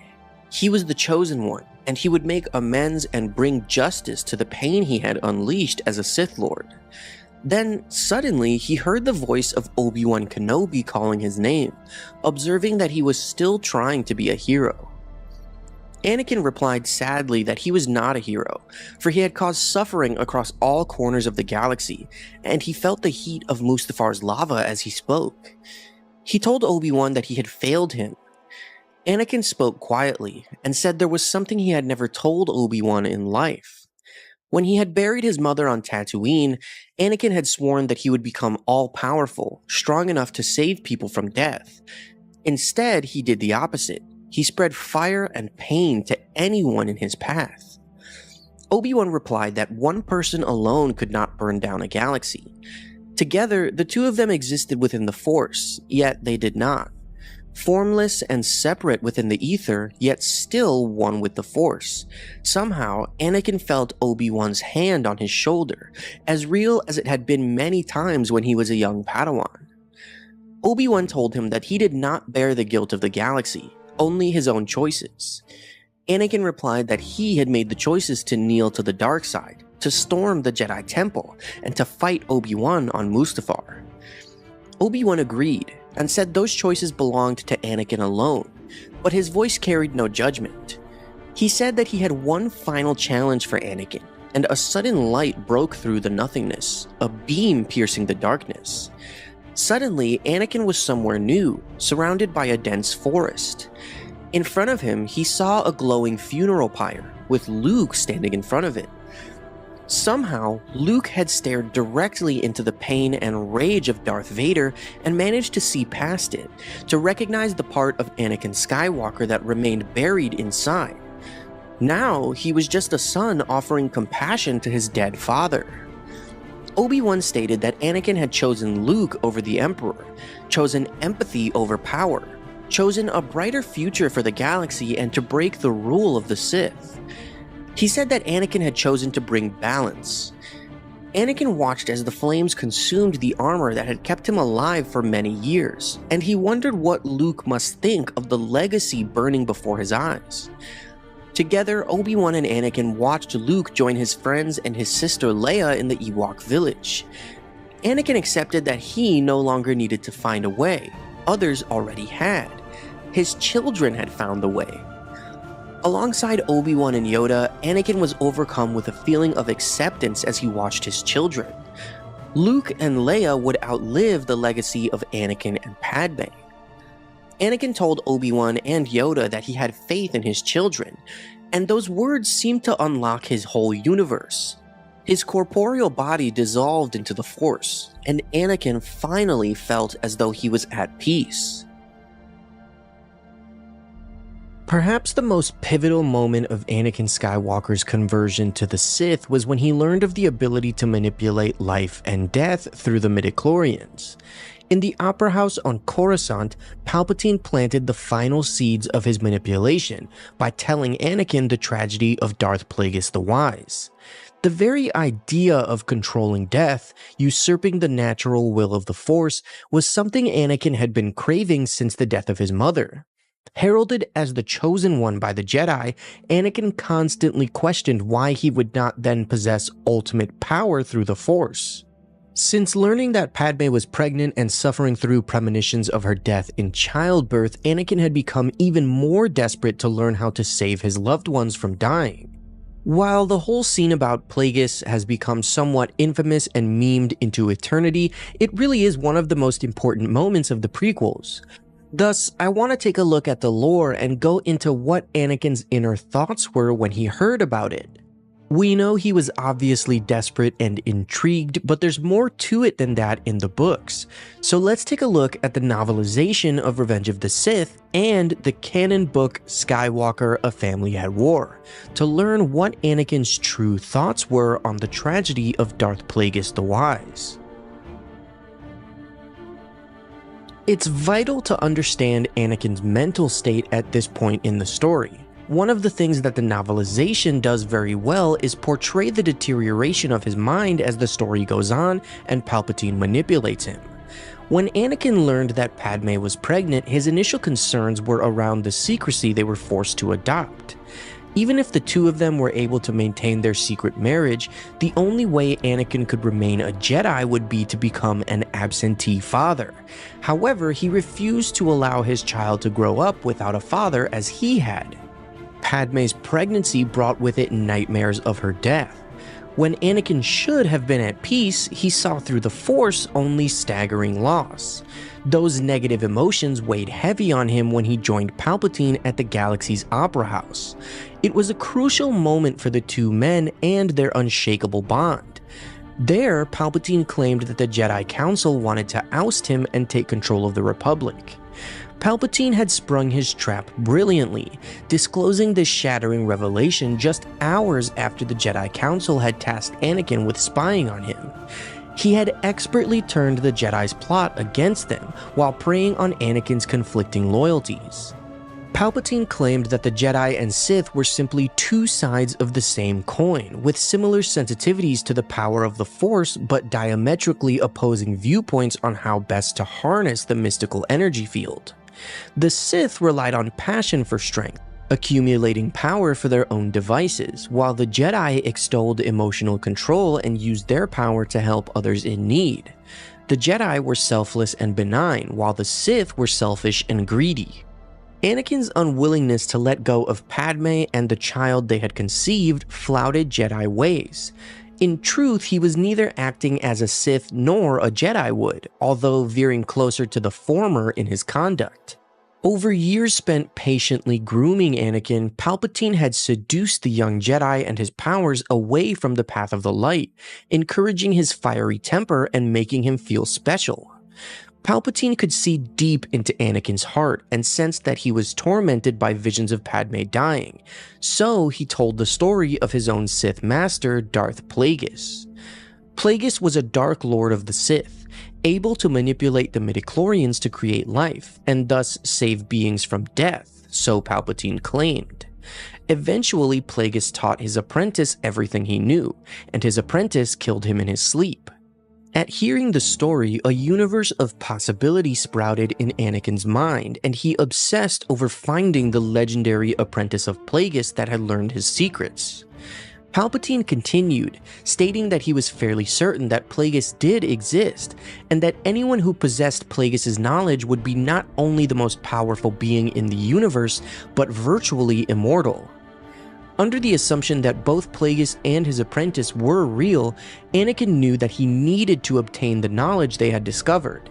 However, Palpatine claimed that it would not be possible to learn the power from a Jedi, thus introducing the possibility of learning the ways of the Sith for the first time to Anakin. Anakin disregarded the moral point of the story of Plagueis and instead fixated on the glimmer of hope he found in it. He knew it was dangerous, but he was willing to give anything to discover this mythological power so that Padme might cheat death. He would willingly lay down his own life and destroy everything else he held dear to save her. In exchange for Padme's life, Anakin was prepared to watch the entire galaxy burn. The duel between Dooku, Anakin, and Obi-Wan in Revenge of the Sith was one of the most important moments in the entire saga, a truly genius charade orchestrated by Palpatine. While Anakin and Obi-Wan believed they were simply doing their part in rescuing the Chancellor from the Separatists, they were actually falling directly into the Sith Lord's trap. Dooku, on the other hand, was the one who truly had no idea what was coming. The novelization of Revenge of the Sith does a fantastic job describing this duel, especially from Dooku's perspective. The duel itself takes up like a whole chapter of the book. Dooku was fed a false plan by Palpatine beforehand, and he was instructed to kill Obi-Wan before allowing himself to be captured by Anakin. Palpatine assured him that together the two of them would turn Anakin to the dark side and convert him into one of their acolytes, but this was completely a lie. Palpatine always intended for Anakin to kill Dooku and replace him as his apprentice. However, because Dooku was going along with the false plan, he also believed that Anakin and Obi-Wan posed no real threat to him, and the duel would simply be a formality, a futile attempt on their part. Since he considered himself to be much more powerful than both of them, he went into the duel very confident, which allowed Anakin and Obi-Wan to trick him in a brilliant way. The entrance balcony provided an appropriate angle, far above the Jedi looking down upon them, for Dooku to make final assessments before beginning the farce. The idea that he could be beaten by any Jedi was ridiculous. But thus was life. Sacrifices must be made for the greater good. He called upon the Force, gathering it to himself and wrapping himself within it. Now the scene below subtly altered, though to the physical eye there was no change. Powered by the dark side, Dooku's perception took the measure of those below him with exhilarating precision. Kenobi was luminous, a transparent being, a window onto a sunlit meadow of the Force. Skywalker was a storm cloud, flickering with dangerous lightning, building the rotation that threatens a tornado. Dooku leaned forward, and his cloak of armor weave spread like wings. He lifted gently onto the air and descended to the main level in a slow, dignified force glide. Touching down at the head of the table, he regarded the two Jedi from under a lifted brow. Obi-Wan lifted his lightsaber into the balanced two-handed guard of Ataru, Qui-Gon style and Yoda's. His blade crackled into existence, and the air smelled of lightning. Dooku allowed his customary mild smile to spread. Skywalker brought his lightsaber to a Xian ready stance. Kenobi moved toward him with a slow, hypnotic grace, as though he floated on an invisible repulsor plate. Skywalker mirrored him, swinging wide toward Dooku's flank. It would be quite simple in the end, Dooku thought. All he had to do was isolate Skywalker and slaughter Kenobi.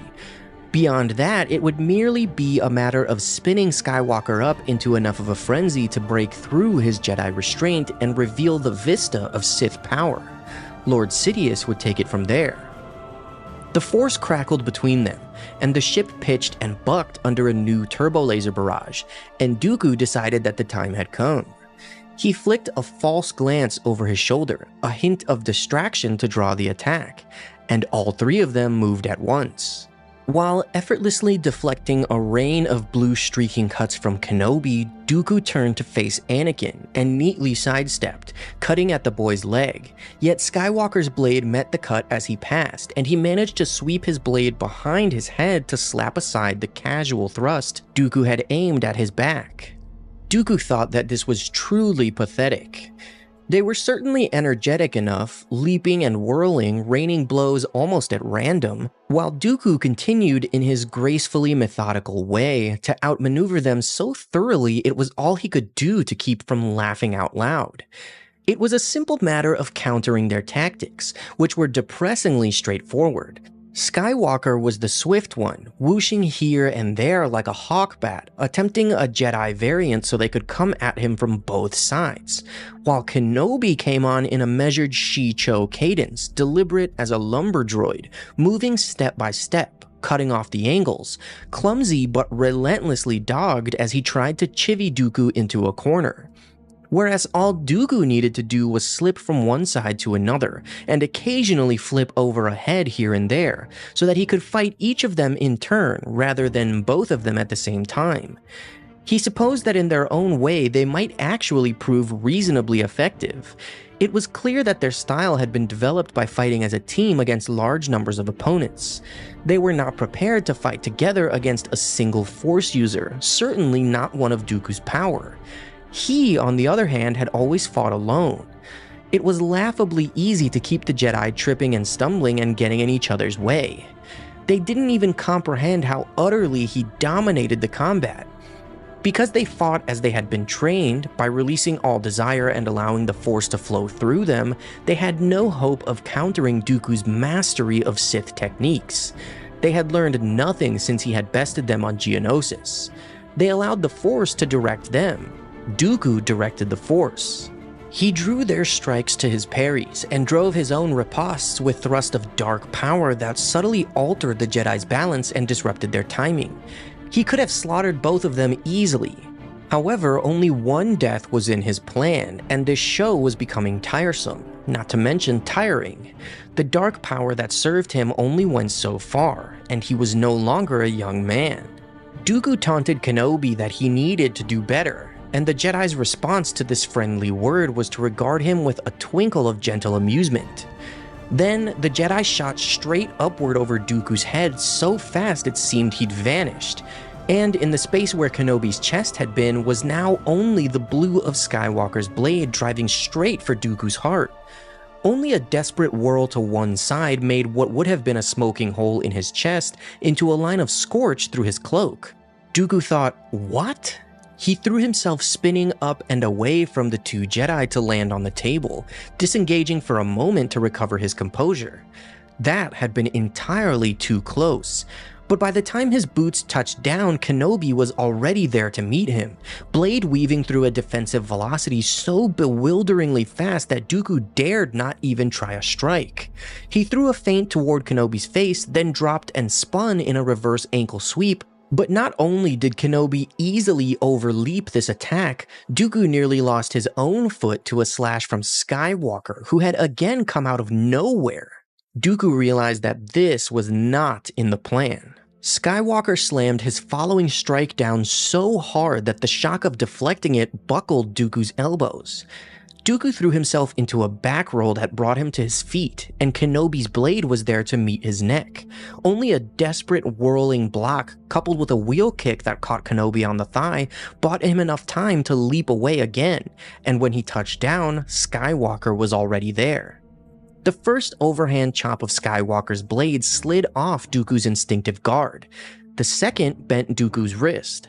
The third flash of blue forced Dooku's scarlet blade so far to the inside that his own lightsaber scorched his shoulder, and Dooku was forced to give ground. Dooku felt himself blanch. Where had this come from? Skywalker attacked, impossibly powerful, a destroyer droid with a lightsaber. Each step was a blow, and each blow was a step. Dooku backed away as fast as he dared. Skywalker stayed right on top of him. Dooku's breath went short and hard. He no longer tried to block Skywalker's strikes, but only to guide them away. He could not meet Skywalker's strength to strength. Not only did the boy wield tremendous reserves of force energy, but his sheer physical power was astonishing. And only then did Dooku understand that he'd been suckered. Skywalker's Xi'an ready stance had been a ruse, as had his Ataru gymnastics. The boy was truly a Gemso master, and as fine a one as Dooku had ever seen. His own elegant Makashi simply did not generate the kinetic power to meet Gemso head-to-head, especially not while also defending against a second attacker. It was time to alter his own tactics. He dropped low and spun into another reverse ankle sweep, since the weakness of Gemso was its lack of mobility. Thus, the strike slapped Skywalker's boot sharply enough to throw the young Jedi off balance, giving Dooku the opportunity to leap away, only to find himself again facing the wheel of blue lightning that was Kenobi's blade. Dooku decided that the comedy had ended. Now it was time to kill. Kenobi's master had been Qui-Gon Jinn, Dooku's own Padawan. Dooku had fenced Qui-Gon thousands of times, and he knew every weakness of the Ataru form, with its ridiculous acrobatics. He drove a series of flashing thrusts toward Kenobi's legs to draw the Jedi Master into an overhead leap, so that Dooku could burn through his spine from kidneys to shoulder blades. And this image, this plan, was so clear in Dooku's mind that he almost failed to notice that Kenobi met every one of his thrusts without moving his feet, staying perfectly centered, perfectly balanced, blade never moving a millimeter more than was necessary, deflecting without effort, riposting with flickering strikes and stabs swifter than the tongue of a ghost viper. And when Dooku felt Skywalker regain his feet and stride once more toward his back, he finally registered the source of that blinding defensive velocity Kenobi had used, and only then did he understand that Kenobi's Ataru and Shi-Cho had been ploys as well. Kenobi had become a master of Sorisu. Dooku found himself having a sudden, unexpected, overpowering, and entirely distressing bad feeling about this. His farce had suddenly, inexplicably spun from humorous to deadly serious and was tumbling rapidly toward terrifying. Realization burst through Dooku's consciousness like the blossoming fireballs of dying ships outside. The pair of Jedi fools had somehow managed to become entirely dangerous. These clowns might, just possibly, actually be able to beat him. When Anakin Skywalker became a Sith apprentice and turned to the dark side of the Force, his mind was corrupted by that darkness. Anakin convinced himself that everything he was doing was right, deluding himself into believing the Jedi were evil and he had to help Palpatine in order to save Padme. One of my favorite things about the novelization of Revenge of the Sith is how deep it goes into Anakin's mind throughout the book, something that the movie couldn't do very much. What I'd like to touch on today is one of the most interesting scenes in the book that doesn't appear fully in the film, where Anakin reports back to Palpatine after killing the Separatists on Mustafar. This scene is longer in the book, and we learn what Anakin was thinking as he spoke to his new master. It's revealed that he was already planning to kill Palpatine mere hours after becoming his apprentice, and it's truly fascinating. So let's jump into the novelization to get all the details of how and why Anakin was planning to murder his Sith master so quickly. And we'll take a look at the canon book Skywalker: A Family at War, which also fleshes out Anakin's thoughts even more. Now enthralled to Palpatine, Anakin Skywalker once more took on a familiar role, one which had dominated his earliest years, that of obedient slave. For one who had struggled so much to bend events to his will, suddenly being stripped of all self-determination had an oddly freeing effect on him. In some corner of Anakin's mind, he managed to persuade himself that his actions were the justified means to a noble end. However, on Mustafar, he had time to reflect.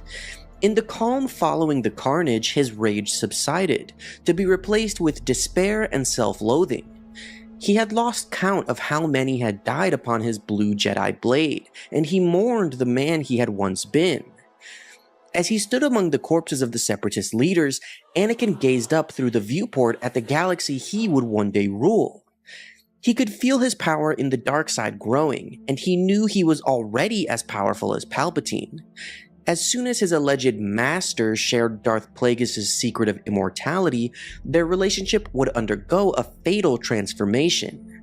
He would kill Palpatine, and everything was going according to plan.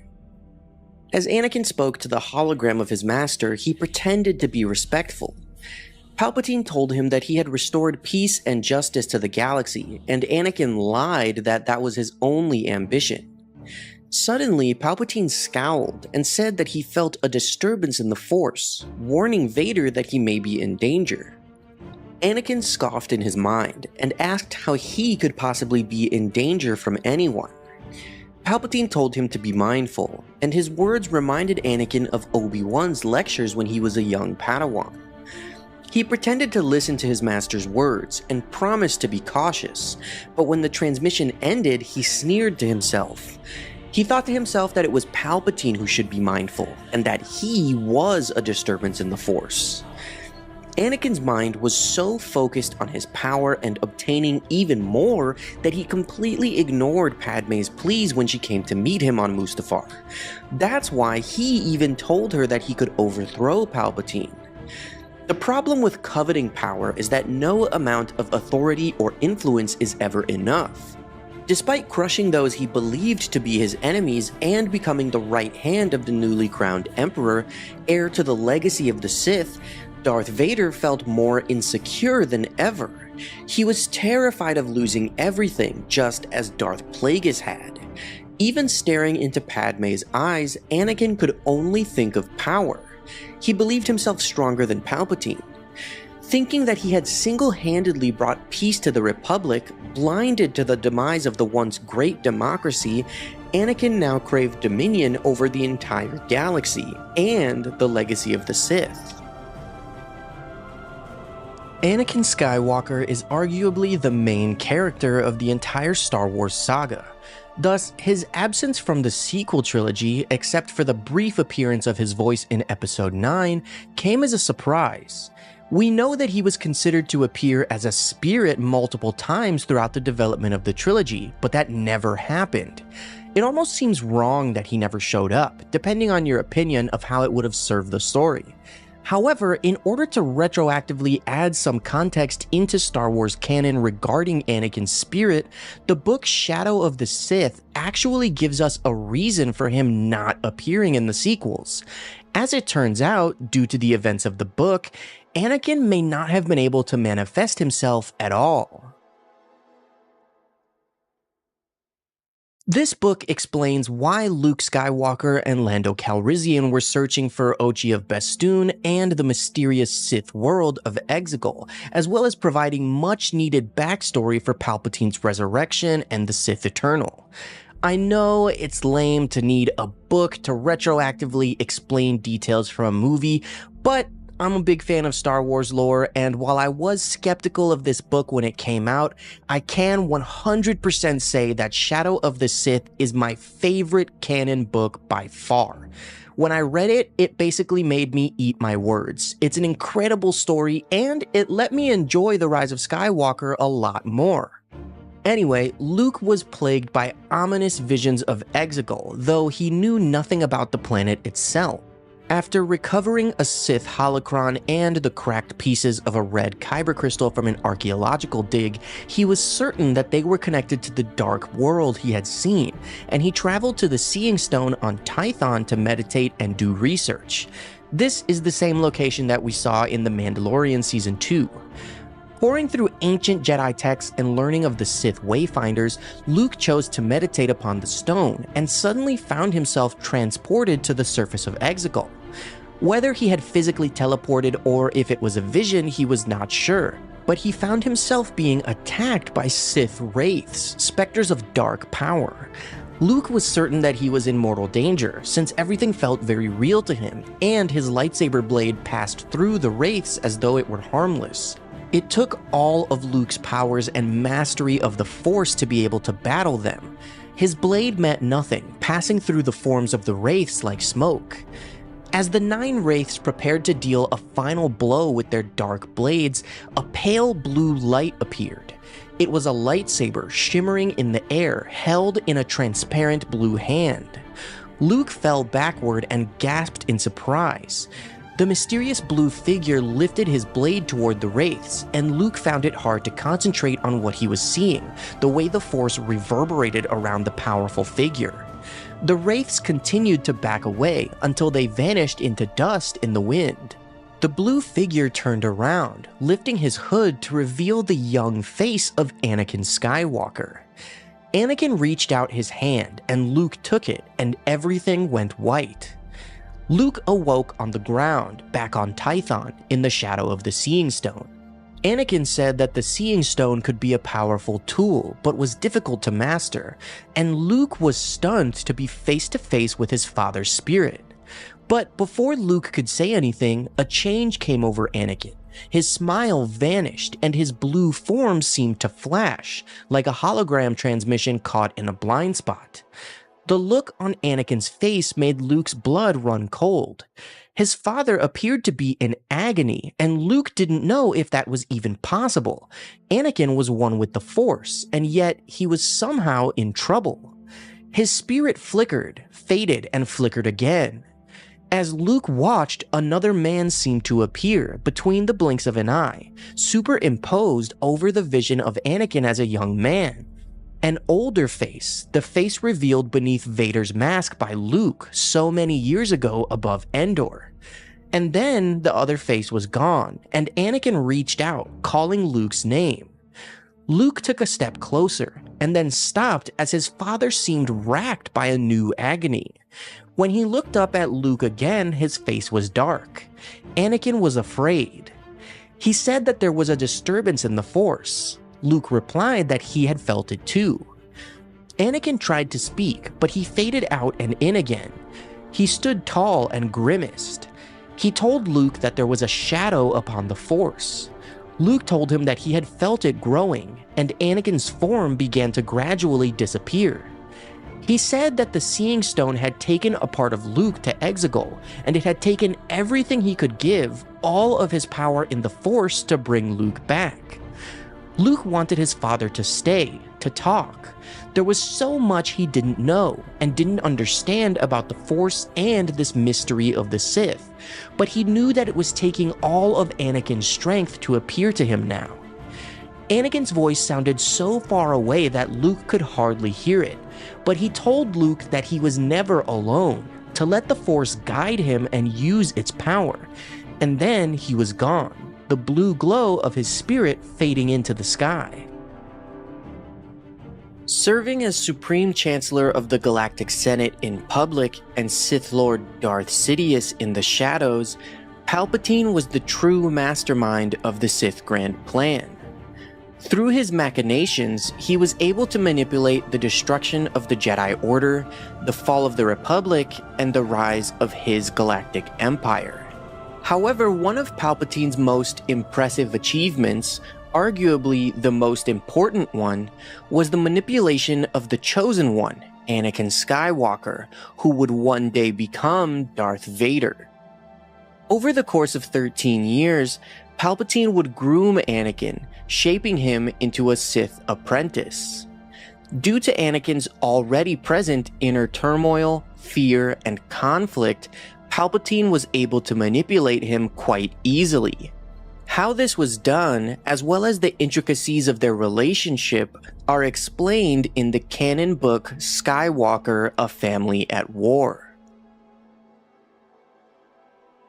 When the calm, caring, guiding influence of Shmi and Qui-Gon was gone, two very different individuals stepped into the breach to fill the emotional void in Anakin's life. The first was his new master, Obi-Wan Kenobi. The second was Sheev Palpatine. The Chancellor watched Anakin's journey with detached attentiveness. His exalted position gave Palpatine almost unrestricted political power and unlimited access to the Jedi Masters and their abilities. With a benevolent smile plastered across his wrinkled face, Palpatine could walk into the Jedi Temple at any time, and turn a kindly offer of helping to shape Anakin's future into a command that not even Mace Windu could refuse. Unbeknown to the Galactic Republic and everyone else, Palpatine was secretly a Sith Lord. A cloud of the dark side's making concealed this fact from even the most experienced Jedi Masters, who sensed something nefarious at work but could not trace its source. Thus, Palpatine enjoyed the protection of the Jedi instead of their enmity. Well aware that Anakin had helped end the Trade Federation's blockade and invasion of Naboo, the devious Sith used this knowledge to insert himself into Anakin's life just as the young Padawan was questioning his place among the Jedi. Because no one within the Order, not even Obi-Wan, sensed his true intentions, Palpatine prepared Anakin for a dark future as his Sith apprentice with impunity. Skywalker's skill with a lightsaber and volatile personality made him the ideal candidate. While becoming one of Anakin's closest confidants, the calculating politician schemed to instill a dangerous sense of ambition in the already arrogant boy. As Anakin neared his teenage years, his roiling emotions called for the steady calm of Qui-Gon Jinn. Sheev Palpatine was a willing and welcoming substitute. When he called Anakin's son, the boy felt that he would do anything for him, just for the chance to feel part of a family. Using the seedy underworld of Coruscant as his classroom, Palpatine opened the young man's eyes to the suffering of those dwelling on the planet's lowest levels, far below the glittering cities where Palpatine ruled over the Senate and Anakin studied in the sacred Jedi Temple. Many residents of these gloomy subsurface levels had never even seen sunlight, a tragedy that a boy raised beneath the twin suns of Tatooine couldn't even imagine. Palpatine claimed these expeditions were a way of understanding some of the less fortunate inhabitants of the Republic's core world. In truth, they were ploys, tests, to not only see if Anakin was pliant, but to expose Anakin to the hypocrisies inherent in the Republic that Palpatine confidently expected would one day lead him to reject the Jedi Code. Right under the nose of Republic officials, sentient beings were being bought and sold as slaves in this hopeless district, a disturbing reminder of Anakin's own past. Although the young man claimed to rarely think about his childhood enslavement after his induction into the Order, Palpatine saw through the lie and into Anakin's heart, where he still hoped to help his mother and free other slaves, not only on Tatooine, but all across the galaxy. With a benevolent sigh, Palpatine deftly probed Anakin's insecurities, while praising the boy in the ways he craved. This was the first, but certainly not the last, time that Palpatine would feed Anakin's ego. Palpatine frequently hailed the young man as the most gifted Jedi he had ever met. To Anakin, Palpatine's praise, pointed questions, and insightful observations seemed to forge a strong connection, a bond that he rarely enjoyed with his fellow Jedi. Bit by bit, Palpatine cunningly stoked the young man's disillusion with the status quo on Coruscant's surface, where prosperity reigned, without a thought to the less fortunate souls below. This fresh way of thinking validated and mirrored many of Anakin's own concerns. He never suspected that Palpatine was quietly clawing at his emotional wounds. In this way, Palpatine forged the first link in this bond between himself and the young man he genially referred to as his boy. He made Anakin promise that he would not disclose what he had seen or learned on the sub-levels when he returned to the temple. It would be their secret. Knowing Anakin's doubts and fears enabled Palpatine to more easily expose the cracks in the boy's will, allowing the darkness in. Palpatine would sometimes confess to being wistfully envious of the predetermined life of a Jedi, when all of his own life had been made up of tough choices. Though Palpatine's words were seemingly kindly meant, to Anakin, the ability to choose his destiny was a freedom he was reluctant to relinquish. He had chosen to walk the Jedi path, but since his acceptance in the Order, every decision had been made for him. And in hindsight, even that first step seemed like a childish choice, made on a whim by an uneducated young slave because a magical man with a weapon made of light had offered him the chance to be free. Intellectually, Anakin knew that he was no prisoner. He could leave the Order at any time. But Palpatine's words struck home. The course of Anakin's life would indeed be predetermined if he remained on the path to become a Jedi Master. While Obi-Wan earnestly believed that being a part of the Jedi Order made him stronger than being an individual, Anakin felt more at ease being one half of a whole, even with all of his skills and talents. Anakin was quickly learning that the life of a peacekeeper was not free. A Jedi was devoted to the Order, and as such had to obey the Jedi Council, even when an individual's personal convictions clashed with their guidance. Far below the surface of Coruscant, Palpatine had surreptitiously exposed a different ideological path to the insecure Jedi. Under the sway of the Supreme Chancellor, skilled in the art of suggestion, Anakin was a more than willing recipient of the older man's insinuations. Anakin, with Obi-Wan's guidance, ultimately resolved to continue on the path toward becoming a Jedi Knight. But most importantly to him, Palpatine had offered him a place by his side once his training was complete. An alternate future, a door to be opened if Anakin desired after he had mastered all the Jedi had to offer. On the surface, Palpatine seemed to be promising the young man the sense of belonging that he searched for. In reality, Palpatine saw Anakin as a powerful tool for his master plan, a new galactic empire with himself as supreme ruler. For the first time, Anakin felt the weight of a predetermined future when, standing before the Jedi Council, he was hailed as the Chosen One. His pride swelled at the notion, the first seeds of an arrogance that would fully bloom when he reached adulthood. Qui-Gon maintained that finding Anakin was the will of the Force. Even those Jedi who scoffed at Qui-Gon's fervent belief in prophecy could not argue against the vergence in the Force that surrounded the boy, a cosmic supernova that seemed to dwell deep inside him. However, despite Anakin's predisposition and strength in the Force, his training would require him to overcome both emotional and physical obstacles. Even at the age of 9, he was already far behind other Padawans and younglings in basic lightsaber skills. He had often unwittingly called upon his strong connection to the Force while at the controls of a hurtling pod racer, but actually harnessing the power of the Force was a very different matter.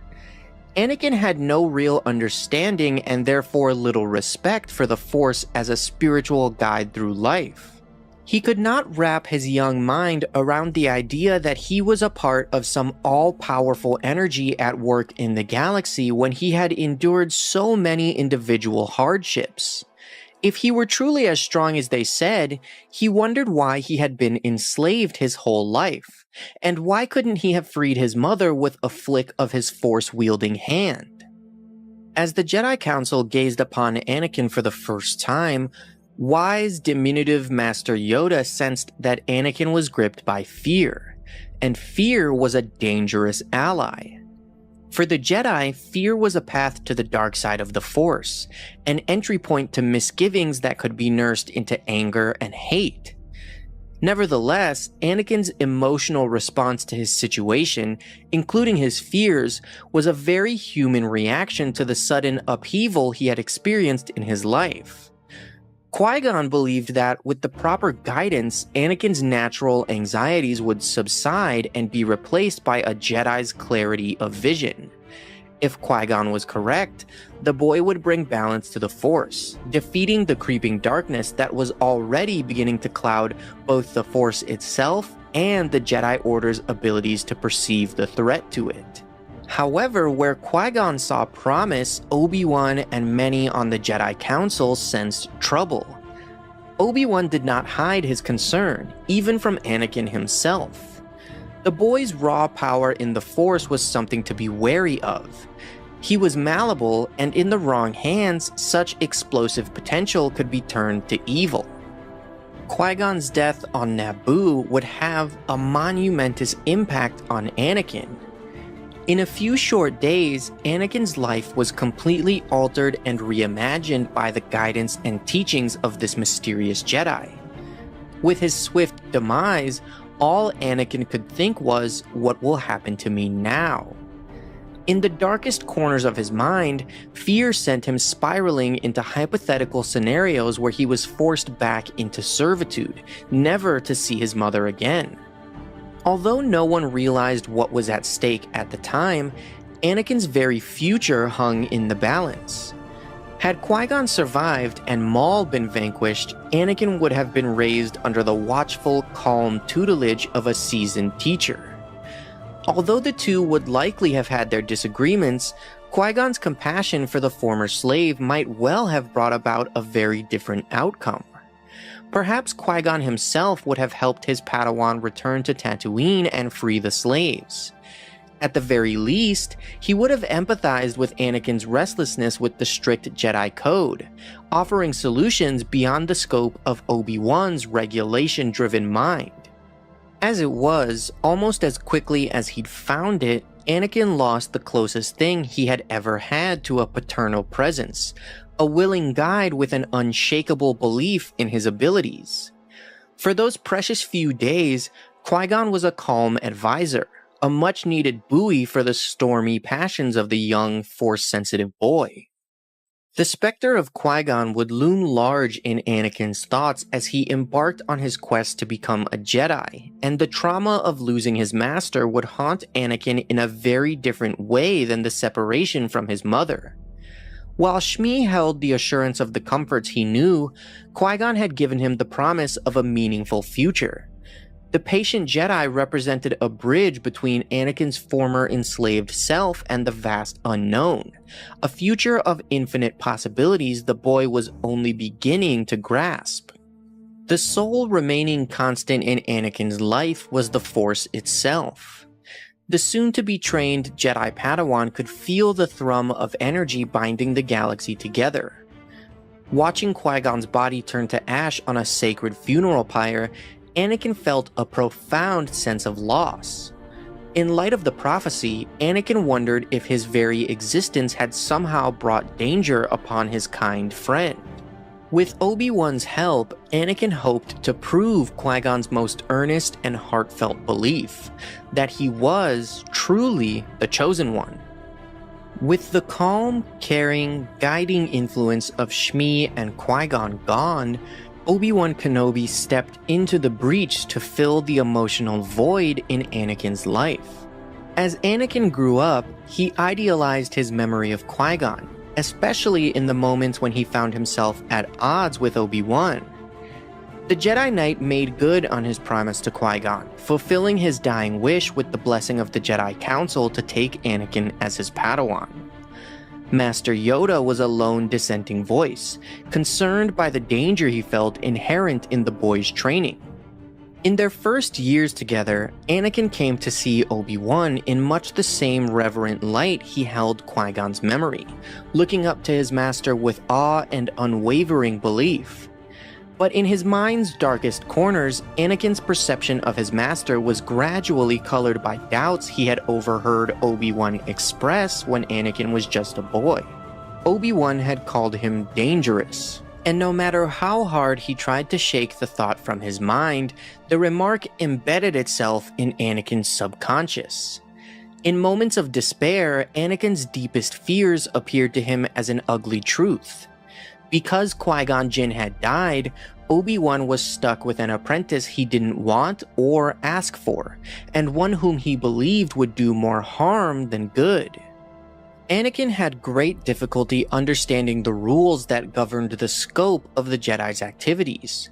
To his mind, their reticence to intervene and help systems outside the Republic's jurisdiction seemed to go against the Order's very principles.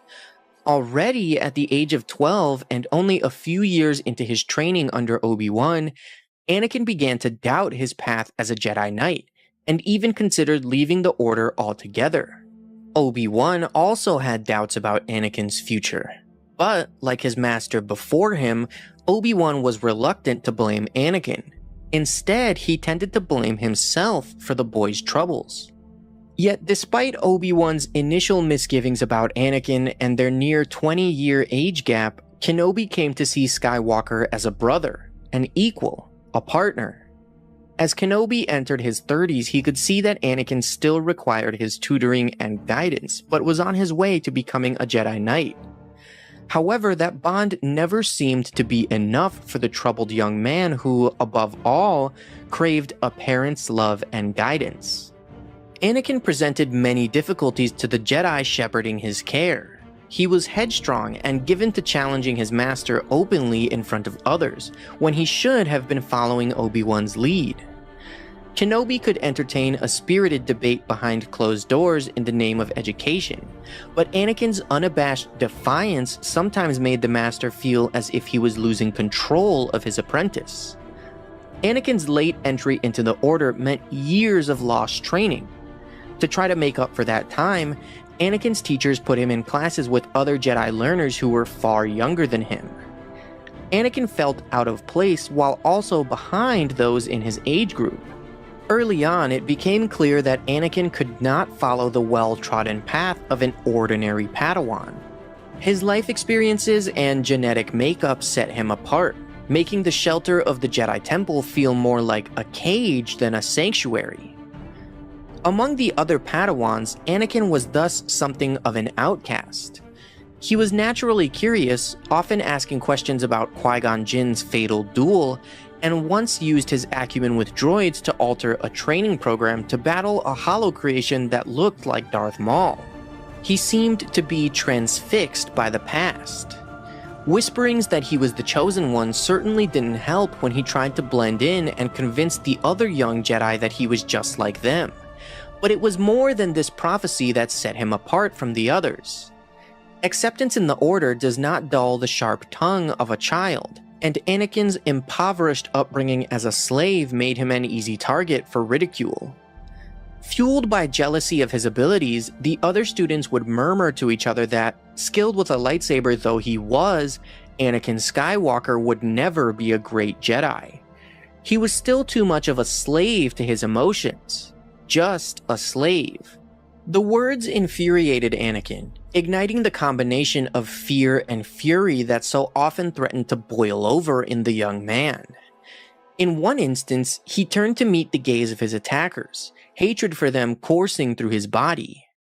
Reaching through the Force, he snatched their lightsabers from their belts, flipped the weapons and ignited them in the air, an emphatic challenge to their arrogance.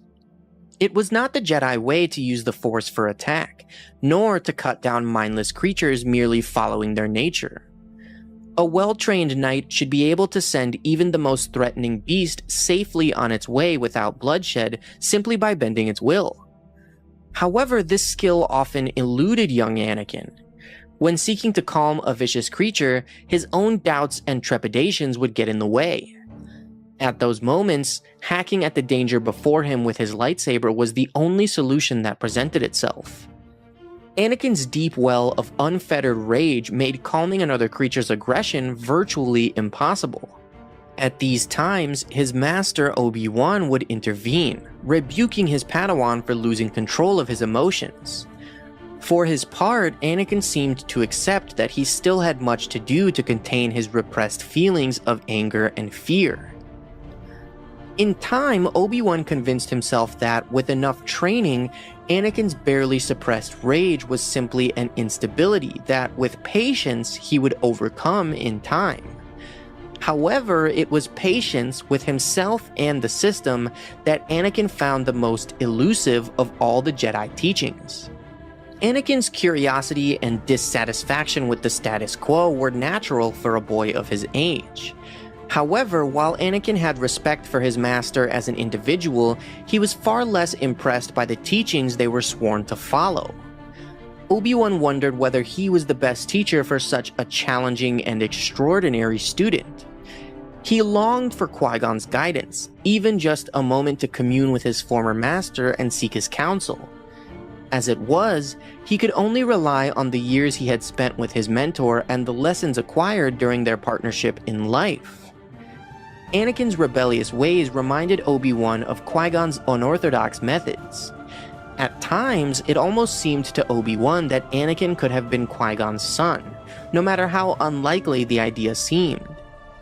As it was, Obi-Wan was the closest thing Anakin had to a father, and just like many children across the galaxy, Anakin chafed when Obi-Wan showed disappointment in him and his actions.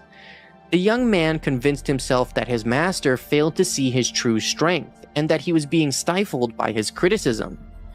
In time, according to the Jedi prophecy, Anakin would rival some of the greatest Jedi alive, including the legendary masters Yoda and Mace Windu, champions of the Jedi Order and its guardianship of the galaxy.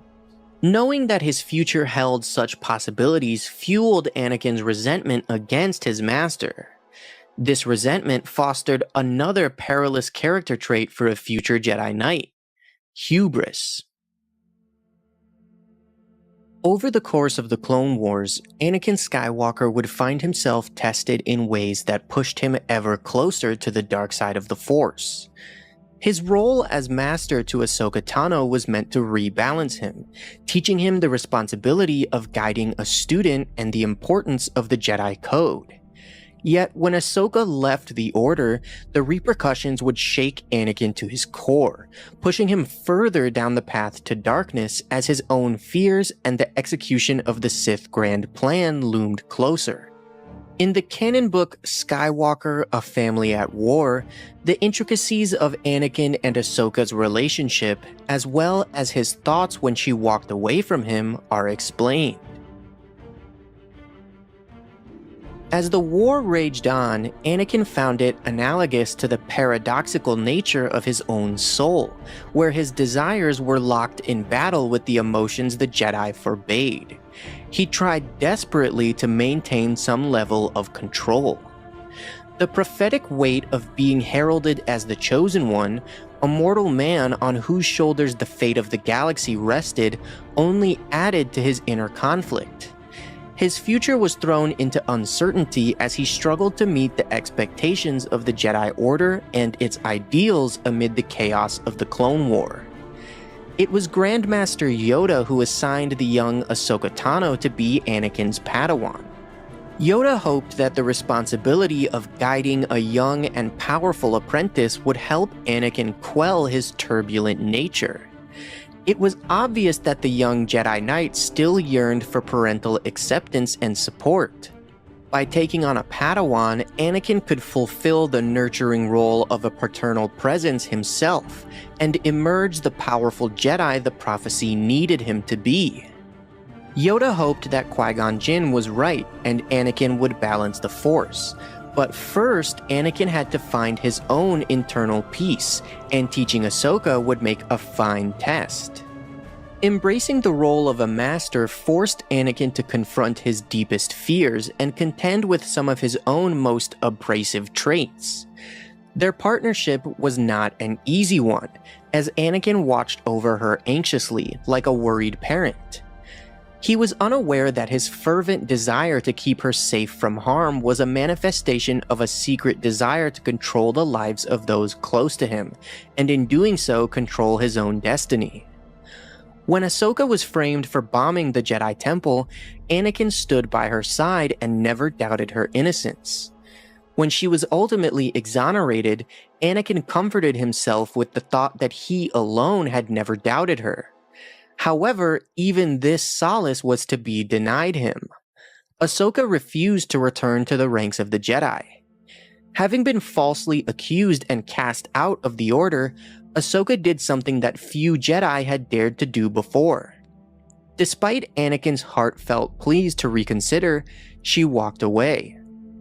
By doing so, Ahsoka accomplished something Anakin was too afraid to do himself. Like her, Anakin had also lost faith in the Jedi. He had spurned their strict code and violated their protocols countless times in the name of justice and desire. But he was not strong enough to take a stand and walk away. The Jedi Order had been his life. The Jedi had freed him from slavery and offered him a home. Despite all the reasons he had to follow Ahsoka, abandoning the Jedi felt like a terrible mistake. Anakin thought that he owed them too much. In the end, Yoda had succeeded in teaching the value of letting go of all one feared to lose. Only it was Ahsoka who had mastered the lesson, leaping into the unknown, while Anakin was left with familiar feelings of abandonment. Anakin's training of Ahsoka was essentially a test devised by the Council to discover if he was truly capable of following the Jedi path, by calming his turbulent mind and helping an apprentice learn the ways of the Force. After he exhibited overprotectiveness and Ahsoka rejected the Jedi altogether, it appeared that Anakin had resoundingly failed the test. Without Ahsoka to act as a counterbalance to his passions and fears, his attentions, even more than they had before, focused on Padme. Anakin was sure that she would never abandon him. The duel on Mustafar between Obi-Wan Kenobi and Anakin Skywalker, then active as the Sith Lord Darth Vader, was one of the most important confrontations during the fall of the Republic and the Jedi Order. The duel itself was a meeting of pure offense clashing with pure defense, and the novelization of Revenge of the Sith describes it as an unstoppable force meeting an immovable object. Not only that, but Obi-Wan and Anakin knew each other as closely as they possibly could, so close that they were regarded as forming two halves of one complete warrior. Their styles complemented each other perfectly, which is why their duel was one of the most complex and complicated engagements of all time. The most pivotal element of the duel that ultimately led to Anakin's defeat was Obi-Wan's absolute mastery of Form 3, Sorisu. Sorisu, also known as the Resilience form and the Way of the Mynock, was the third form of lightsaber combat created by the Jedi Order. Developed in response to the introduction of blasters in the galaxy, Sorisu focused on defense more than offense. With the development of Sorisu, Jedi also discovered the ability to reflect blaster bolts back at their attackers, which was considered a breakthrough in overall lightsaber combat. However, the use of the form against blaster-wielding enemies was only one way to use Sorisu. Jedi also trained to block and parry lightsaber strikes, engage numerous opponents simultaneously, and above all, remain calm and focused in combat, allowing for the perfect defensive response to any threat. Sorisu required a thoughtful, intellectual approach to all aspects of combat, meaning the user needed to rely on their mental strength as much as agility and speed. Because the form maintained emphasis on tightly controlled movements to maintain total defensive positioning, the physical requirements of the user were somewhat more relaxed compared to the other forms. Sorisu emphasized not only immediate tactics based on the situation, but also a broader strategic view of whatever conflict the user was in.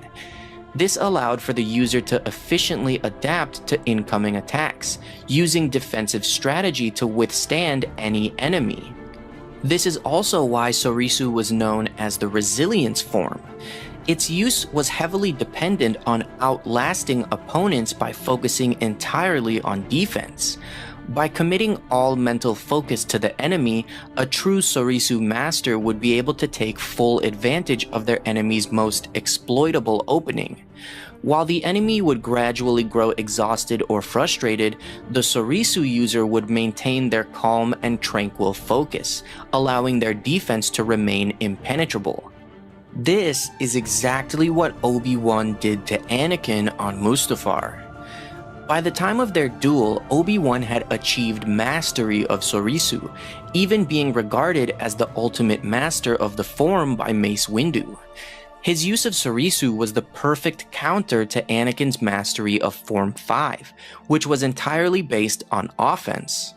Anakin utilized the Gem-So variant of Form 5 against Obi-Wan, which focused on aggressive counterattacks and using sheer strength to overwhelm the opponent through brute force. However, Obi-Wan's mastery of Sorisu and the way he utilized it allowed him to withstand Anakin's offensive onslaught.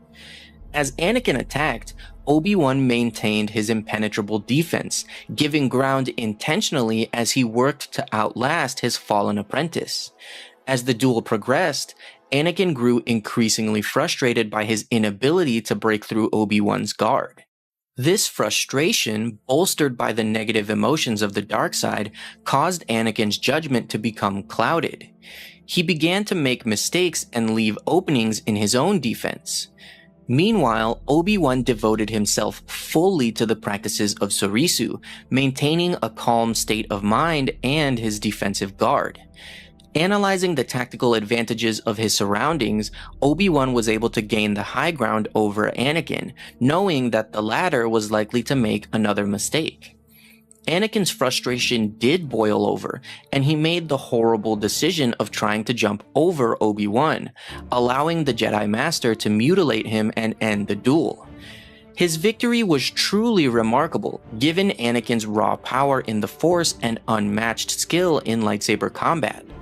By following the way of Sorisu, perfectly embodying the name of the Resilience form, Obi-Wan used his defensive mastery to outlast Anakin for the entire duel and emerge victorious. As Obi-Wan knelt beside Padme's crumpled body, he felt for a pulse and wondered what Anakin had done. In the Force, he could feel Anakin burning like a fusion torch. Obi-Wan looked at the best friend he had ever had with sadness. Anakin offered to let him walk away, to hide in the peace granted by the new Empire, but Obi-Wan refused and insisted that only a Sith dealt in absolutes. In response, Anakin ignited his lightsaber, and Obi-Wan sighed, bringing his own blade before him, stating that he would do what he must. Anakin leapt, and their blue blades crossed, clashing like lightning bolts as the volcano above them echoed with blasts of fire. Blade to blade, they were identical. After thousands of hours in lightsaber sparring, they knew each other better than brothers, more intimately than ever. They were complementary halves of a single warrior. In every exchange, Obi-Wan gave ground. It was his way, and he knew that to strike Anakin down would burn his own heart to ash. Exchanges flashed, leaps were sidestepped or met with flying kicks, ankle sweeps skipped over, and punches parried. Obi-Wan did anything he could to distract him, anything to slow him down, yet easily Anakin kept coming, taunting Obi-Wan in a deeper voice than ever about the power of the dark side. Obi-Wan had heard that before, but he could never have imagined that he would hear it from Anakin of all people. As they grappled with each other, Obi-Wan actually managed to reach through the Force and manipulate the electro drivers in Anakin's mechanical arm. He said to Anakin that the flaw of power was arrogance. In response, Anakin noticed how Obi-Wan was hesitating, the flaw of compassion. But Obi-Wan said that it was not compassion. It was reverence for life, respect for the man that Anakin had once been. His hesitation was regret for the man that Anakin should have become. As Anakin attempted to crush Obi-Wan with his bare hands, choking the life out of him, he furiously thought that he was sick and tired of Obi-Wan's lectures. With Anakin's grip nearly breaking his arm, his world almost blacking out, Obi-Wan let go. Of everything. His hopes, his fears, his obligation to the Jedi, his promise to Qui-Gon, his failure with Anakin. Startled, Anakin shifted his grip, and in that instant, Obi-Wan was able to break free as they traded blows once more. Eventually, they found their way out to a narrow balcony high above a lake of fire. Mustafar hummed with death behind Obi-Wan's back, only a moment away, somewhere out there among the rivers of molten rock and lava. Obi-Wan let Anakin drive him toward it. He decided that death was a place they should reach together. Anakin forced him back and back, slamming his blade down with strength that seemed to flow from the volcano overhead. Fire rained around them as Obi-Wan backed away to the end of the balcony, and the two of them proceeded downward to a tightrope of a power conduit, perfectly balanced, their blades blurring even faster than before. Smoke shrouded their battle, and now the only light came from the glow of the lava below them and their lightsaber blades themselves. As they fought, they both realized that this was not Sith against Jedi. This was not light against dark or good against evil. It had nothing to do with duty or philosophy, religion or morals. It was Anakin against Obi-Wan. Personally, just the two of them and the damage they had done to each other. As Obi-Wan deflected slashes and chops from the creature of rage that had once been his best friend, he suddenly comprehended an unexpectedly profound truth. The man he faced was everything he had devoted his life to destroying. Murderer, traitor, fallen Jedi, Dark Lord of the Sith. And despite it all, as they fought across the hellscape of Mustafar, Obi-Wan realized that he still loved Anakin. Yoda had warned him about attachments, but Obi-Wan had never let himself understand. He had argued for Anakin, made excuses, covered for him again and again. All the while, this attachment he denied even feeling had blinded him to the dark path that Anakin walked.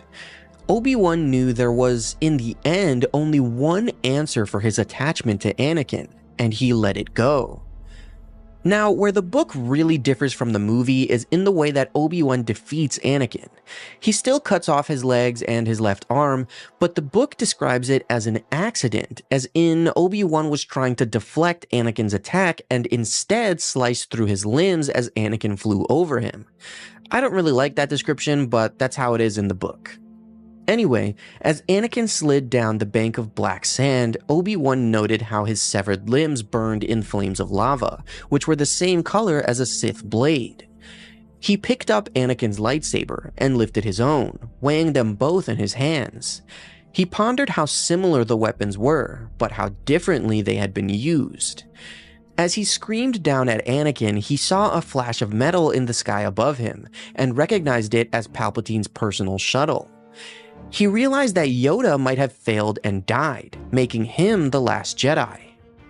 Obi-Wan looked down as below him, Darth Vader burst into flames. It would be a mercy to kill him, but Obi-Wan did not feel merciful, and he knew that to climb down the lava bank would cost more time than he had. In the end, there was only one choice. He was still Obi-Wan Kenobi, and he was still a Jedi, and he would not murder a helpless man. He would leave Anakin's fate to the will of the Force, so he turned and walked away. The novelization of Revenge of the Sith does not shift to Anakin's perspective during this scene, but luckily his thoughts are shown in the Legends book The Rise and Fall of Darth Vader. So while the following lore isn't part of canon like the Revenge of the Sith book loosely is, it's still great. Anakin furiously thought that he would not die on the lava bank, that he was still stronger than Obi-Wan. Even in his injured state, as he was engulfed in flames, his screams filled with anger as well as pain, he knew he was stronger. As Obi-Wan walked away, leaving him to die, he could still feel a flicker of his old master in the Force, even through his agony. When the flames finally burned out, Anakin dug his mechanical arm into the sand, pulling himself up the slope a few millimeters at a time. With each movement, hot volcanic shards tore at his roasted flesh. It took all of his concentration and powers in the Force not to black out. Only his hatred for Obi-Wan made him want to live another day. When he finally saw his new master accompanied by 2 clone troopers, he allowed his body to go limp as darkness finally swept over him. After slaughtering the remaining members of the Separatist Council on Mustafar, Anakin Skywalker, or Darth Vader, took a moment to ponder his actions and the events of the day. So suddenly he had become a Sith Lord, betrayed the Jedi Order, and decimated them. He had committed terrible atrocities, done things he had never dreamed of, unspeakable things to increase his power in the dark side. After everything he had done, surely it would seem that Anakin was gone forever, and yet he cried to himself, obviously showing some remorse and internal conflict. In the novelization of Revenge of the Sith and the Legends book The Rise and Fall of Darth Vader, Anakin's thoughts are explained, revealing why he was crying. As he looked out at the lava river below and then the galaxy above, Anakin thought of the empire he would one day rule. He paid no attention to the litter of corpses around him. He would not mourn for any of the lives he had taken. He could feel his power in the dark side growing. He knew that he was already as powerful as his new master. Anakin thought of how soon he would kill Palpatine and take his place as Emperor, as soon as he learned the secret of Darth Plagueis' discovery to stop death. Everything was proceeding exactly as he had planned, and yet he could not shake a certain creeping sensation. A feeling like a cold, slimy ooze that slithered up the veins of his legs and spread its tendrils through his insides. It was almost as though he was still afraid. And suddenly, Anakin heard that familiar voice in his mind, the dragon of fear that had coiled around his heart since he was a boy, telling him that Padme would still die. Anakin shook himself, saying that was impossible, and reminded himself that he was not Anakin Skywalker anymore. He was Darth Vader. He had destroyed his fear, and it no longer had any power over him. Yet he still felt as though when he had destroyed that dragon of fear, it had sunk its venomous fangs into him, and now its poison was chilling him to the bone. He heard the dragon whisper that all things died, even stars burnt out. Vader was plagued with the feeling that Padme's death was inevitable, still looming in the future like some unavoidable calamity, and he was also overcome with a sudden sense of mourning, not for those he had killed, but for his former self, for Anakin, the young boy from Tatooine that loved his mother, loved to fly, loved to help, and dreamed of becoming a Jedi. As he was overcome with grief and fear, Vader was unable to hold back the tears that streamed down his cheeks. He thought to himself that Anakin Skywalker was gone forever, but what did that truly mean? Was he truly gone? After all, he thought, Padme had fallen in love with Anakin, not Darth Vader. What's going on, guys? I hope that you are all doing well. Today, I want to talk about something that I always find very interesting, which is the corruption of the dark side of the Force and how that affects characters' minds. I want to talk about Anakin's thoughts when he turned to the dark side in Revenge of the Sith, because I think that this is a topic that is really helped by the supplemental material in the books. Let's jump right in. When Anakin Skywalker turned to the dark side of the Force, he experienced what all Darksiders go through, pure corruption of both mind and body. The dark side, fueled by negative emotions, influences the mind in dangerous and dark ways.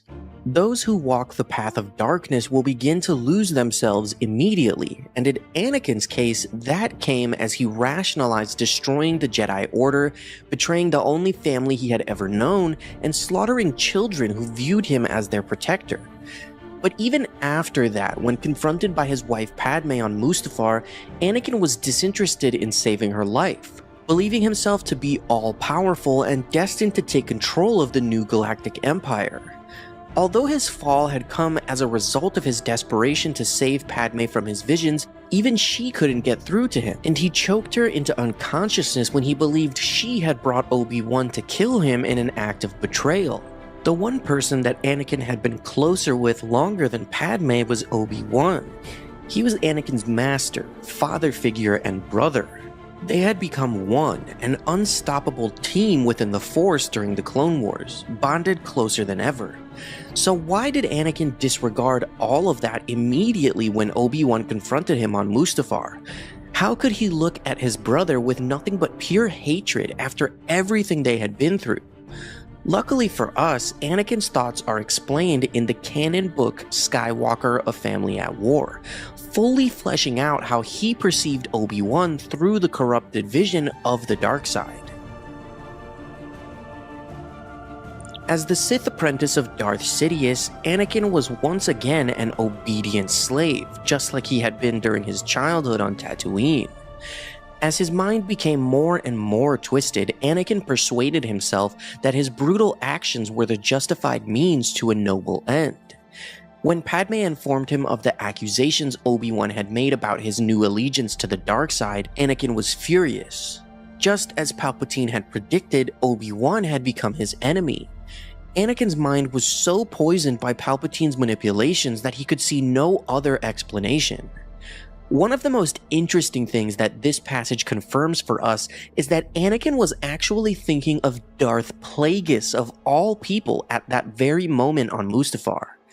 Despite crushing those he believed to be his enemies and taking his seat at the right hand of the newly crowned Emperor, Anakin felt more insecure than ever. Like a typical Sith Lord of old, he was not satisfied with the power he had gained, and was terrified of losing everything just as Plagueis had. When Anakin saw Obi-Wan's silhouette in the doorway of Padme's starship, he concluded that the two had conspired against him. Padme was the first to feel his wrath, being choked with the Force and then dropped to the ground unconscious. Furious and hurt by his delusions of their supposed betrayal, Anakin was desperate for someone to blame. He couldn't be angry at Padme for long, since he had always put her on a pedestal. He couldn't blame Palpatine, his new mentor who had helped him become more powerful than the Jedi who had held him back his entire life. Thus, from Anakin's twisted perspective, all roads led back to Obi-Wan Kenobi. Incapable of being the father figure that Anakin yearned for, Obi-Wan had failed to help him control the instincts that led him to become a Sith. To make matters worse, Obi-Wan had somehow managed to turn Padme against him too. As one of the last surviving Jedi, Anakin took Obi-Wan's mere existence as an insult to what he stood for as a Sith Lord. He seemed to embody everything Anakin sought to eliminate from the galaxy. Anakin was so far beyond reason that he viewed anyone who refused to bow before the Sith as his bitter enemy. As he prepared to fight his former master, Anakin felt that the Jedi he had once been was fully eradicated. He was something new, something darker, a warrior born of the dark side, eager to keep his power by any means. Darth Vader would gladly strike down Obi-Wan if it meant keeping his strength. The final duel between Anakin Skywalker and Count Dooku aboard the Invisible Hand was one of the most important moments in Anakin's life, serving as the tipping point for his inevitable fall to the dark side.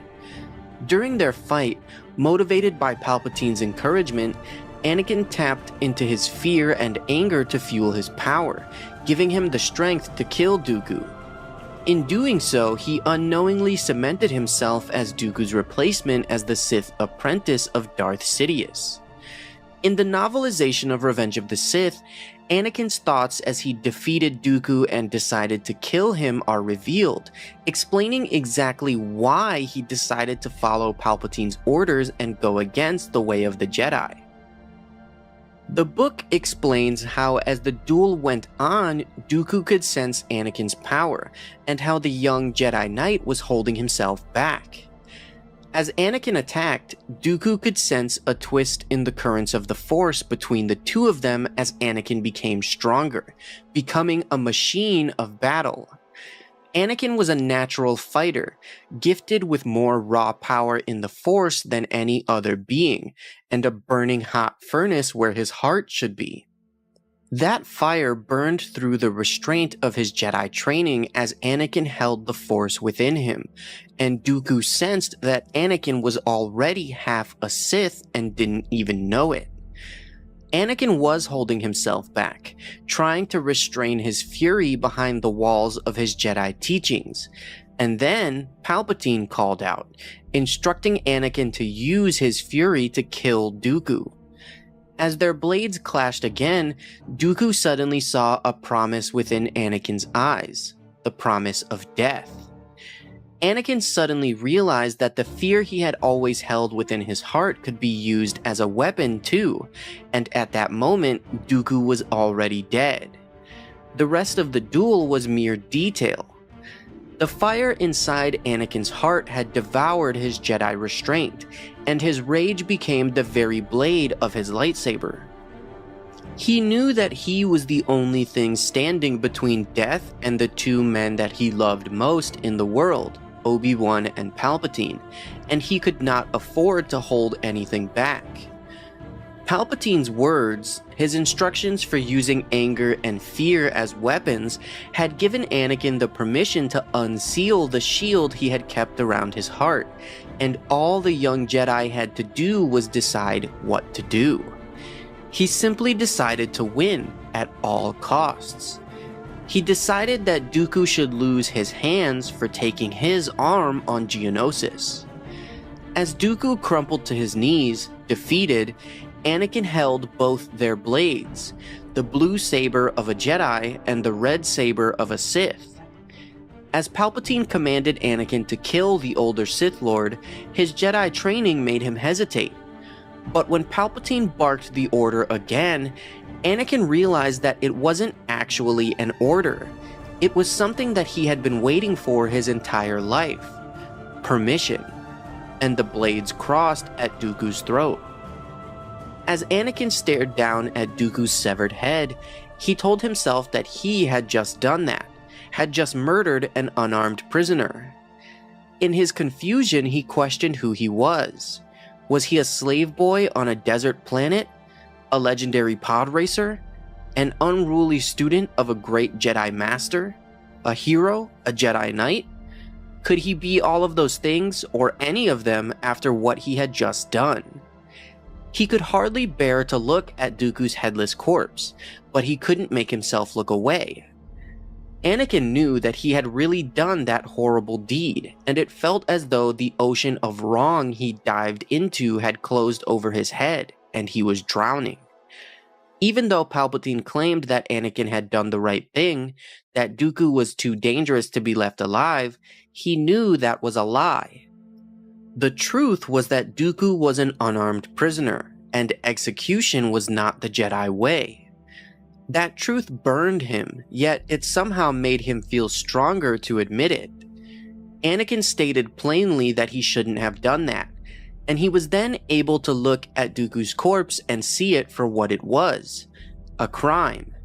He had become a war criminal, and guilt struck him like a fist. It was a punch to his heart that knocked the air from his lungs and hung on his shoulders like an invisible weight. What he had done was wrong. He thought of the Tusken camp, but reasoned that his slaughter there was different than his killing of Dooku. On Tatooine that night, he had become a force of nature. It was beyond his control, as though it was done by someone else. But he knew that Dooku had been murdered by him on purpose.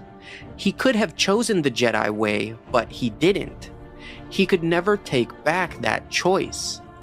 Anakin could hardly let himself continue to think about it, and he tried to scrub it from his mind, just as he did with the dead Tuskens on Tatooine. He wanted to disappear and hide somewhere, hoping that if things could just stop for a moment, he could pull himself together and move forward. Moving forward was all he could do, especially when he couldn't stand to look back. In just the span of a few days, Anakin Skywalker went from a beloved Jedi Knight, a famous hero of the Republic and symbol of peace and justice in the galaxy, to a Dark Lord of the Sith who mercilessly slaughtered children. In truth, Anakin's descent into darkness had been a gradual journey that began the moment he was initiated into the Jedi Order, with the catalyst being his slaughter of a Tusken camp 3 years prior. The added turmoil of the Clone Wars increased the rate of Anakin's descent into darkness as he stepped closer to the dark side with each passing day. While his visions of Padmé's death and the corruption of the Jedi Order pushed him over the edge during the events of Revenge of the Sith, you have to admit, his pledge to become Palpatine's apprentice still feels kinda sudden. It almost seems like Anakin does a complete 180 in the span of a few hours, going from Jedi to Sith pretty quickly. He seems to be completely loyal to the Jedi Order when he informs Mace Windu that Palpatine is a Sith Lord, even though his trust in the Jedi was shaken. But a short time later, Anakin ends up siding with Palpatine, assisting in Windu's murder and pledging himself to the teachings of the Sith. So why did Anakin obey Palpatine so quickly? Why did he impulsively betray everything he had ever known in such a short amount of time? Luckily, the answer can be found in the canon book Skywalker: A Family at War, where we can take a look at Anakin's thoughts during the night that he was named Darth Vader. As Mace Windu's body plummeted to the surface of Coruscant, Anakin sank to his knees in shock. He had sacrificed everything he held dear, Padmé being the only exception, denounced the Jedi teachings, assisted in the murder of a Jedi Master, and become the very thing he had sworn to oppose. Palpatine should have been weakened by the alleged assassination attempt. Instead, he rose up, stronger than ever, his eyes burning yellow with the power of the dark side, and loomed over the weakened Anakin. Such was the nature of the dark side, feeding on pain and fear. Anakin's spirit was completely broken. No longer bewildered by the choices before him, he understood that there was no going back.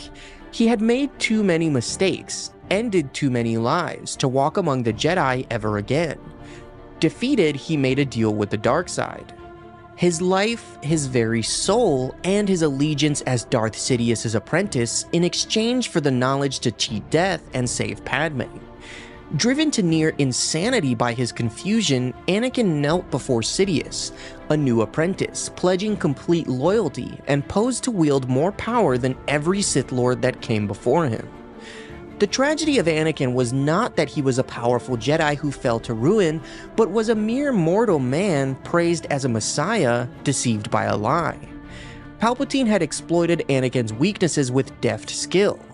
He spoke to Anakin's deepest desires, while Jedi teachings merely mandated that he repress and somehow move beyond them. However, it was not enough for Anakin to claim allegiance to the darkness. His next actions had to be so despicable that they would erase all the good he had done during his years as a Jedi Knight. As he pledged to serve Palpatine, embracing the dark side and all it had to offer, Anakin became an instrument of evil. Palpatine easily convinced him that he had witnessed Mace Windu's attempted assassination of the Supreme Chancellor with his own eyes, instead of being an accomplice in the murder of a Jedi Master. However, Palpatine's powers of persuasion extended far beyond his manipulations of Anakin Skywalker. His real genius was making the Republic as a whole accept that the Jedi were all traitors. That was Palpatine's final act in a cunning campaign of division, sowing discord in the galaxy for years to come. With Anakin, Palpatine had entered his life as a mentor and friend, and cleverly set the young Jedi apart from the order he was supposed to serve. He had helped inflate Anakin's ego, buoyed his confidence, and stoked his impulses to acquire, own, and control everything he ever wanted. In doing so, he had taken the supposed chosen one of Jedi prophecy and turned him into an agent of darkness. Palpatine told his new apprentice, Darth Vader, that he feared the Jedi would kill anyone who stood in their way, including the two of them and the members of the Senate. Anakin was so broken that he did not even protest for a moment. His new master sent him to eliminate all who remained in the Jedi Temple, and he instantly obeyed. Meanwhile, Palpatine executed Order 66. As Anakin marched toward his newly sworn enemies, the Force moved darkly around him. Holovids throughout the Jedi Temple captured the massacre in horrifying detail. Leading a battalion of clone troopers, Anakin stormed the hallowed ground where generations of Jedi had been trained. Many Jedi were murdered that night. Not even the terrified younglings were spared as they cowered in the council chambers. By cutting them down, Anakin wasn't just slaughtering the future of the Jedi Order, he was excising the last shreds of his own innocence. Each slice of his lightsaber was a sacrifice so that his child might survive. With every Jedi he slayed, Palpatine's hold on Anakin's soul grew tighter. What sweeter victory could there be for Sidious than to take control of the Chosen One and turn him into a tool of the Sith, forcing him to exterminate the Jedi and everything they held dear? And just as Palpatine had foretold, Anakin's pain, anger, and hatred made him stronger in the dark side of the Force. Now in complete servitude to his new master, Anakin once more took on a familiar role, one that had dominated his early years, that of a slave. For one who had struggled so much to bend events to his will, suddenly being stripped of his self-determination had an oddly freeing effect on Anakin. In some corner of his mind, he managed to persuade himself that his brutal actions were the justified means to a noble end. However, on Mustafar, after murdering the members of the Separatist Council, Anakin finally had time to reflect. In the calm following his carnage, his rage subsided, to be replaced with despair and self-loathing. He had lost count of how many had died upon the blade of his saber. Anakin mourned the man he had once been, a single tear streaming down his face as he gazed out on the lava rivers. By the time of Episode 2, Anakin already believed himself to be better than Yoda with a lightsaber. While this detail obviously just shows his arrogance and his need to excel and prove himself, the reasoning and backstory for this specific instance is explained in the Legends novel The Approaching Storm. Just before the events of Episode 2, Anakin and Obi-Wan, along with Luminara Unduli and Barriss Offee, were sent to Ancion to settle a border dispute. Their mission was to ensure that Ancion did not secede from the Republic, and they needed to settle the conflict between the city-dwelling residents and the nomadic tribes known as the Alwari. While they searched for the Alwari Overclan, they were betrayed and captured by a smaller clan called the Kaloon. Eventually they escaped, and afterwards, Barriss complimented Anakin on his skills with a lightsaber. When Anakin rebuffed her compliment, modestly insisting that he was merely following Obi-Wan's orders, she told him that he was obviously very strong. Anakin replied that he practiced hard in his saber skills, explaining that there were those who said that you could define a Jedi by his skill with a lightsaber. He said he wanted his ability to be respected, because respect forestalled fights. Barriss was intrigued, and mentioned that she thought Anakin was skilled enough to compete with Master Yoda. Anakin was openly confused, asking her if she was joking, which caused Barriss to become quite serious. She asked why he would think that she was joking, since Yoda was reputed to be the greatest lightsaber master of all time. Anakin admitted that Yoda was a fine teacher of strictly lightsaber technique, and that his dexterity was amazing considering how small he was. He continued, insisting that what Yoda taught at the temple was merely schooling. It was theory and supposition, not real fighting. He complimented Yoda's speed, however he stressed that all of those skills only existed for Yoda in the classroom. He told Barriss that teaching technique was nothing compared to actually using it in battle. He also added frankly that Yoda was very old. Barriss asked him if he thought that Yoda had never used his lightsaber in a real fight, which made Anakin laugh. He confirmed that that's exactly what he believed, and said he doubted Yoda ever dueled outside of the fencing arena. He wondered who Yoda could even fight, given his size. Barriss, growing annoyed, reminded him that it wasn't the size of a Jedi or the amount of power they held that mattered, but the strength of their heart. Anakin nodded, dismissing her claim, saying that he would take size and power over heart any day. Barriss was not impressed, and told him that he should be ashamed to question the proficiency of Master Yoda. He quickly reminded her that a Jedi was supposed to question everything. Following the unprecedented First Battle of Geonosis, war between the Republic and Separatist forces waged for 3 years.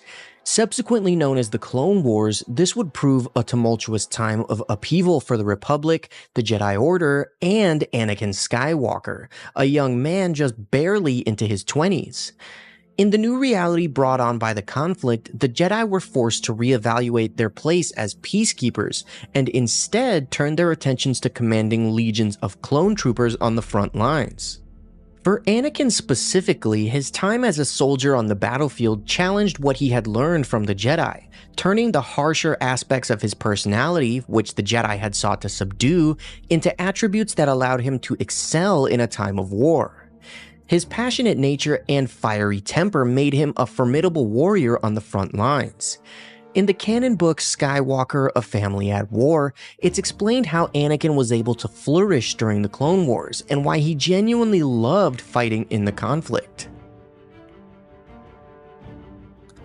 Anakin enthusiastically embraced his new role as a Jedi General, and quickly came to trust his clone troopers like the loyal Captain Rex as much as he did his fellow Jedi Knights.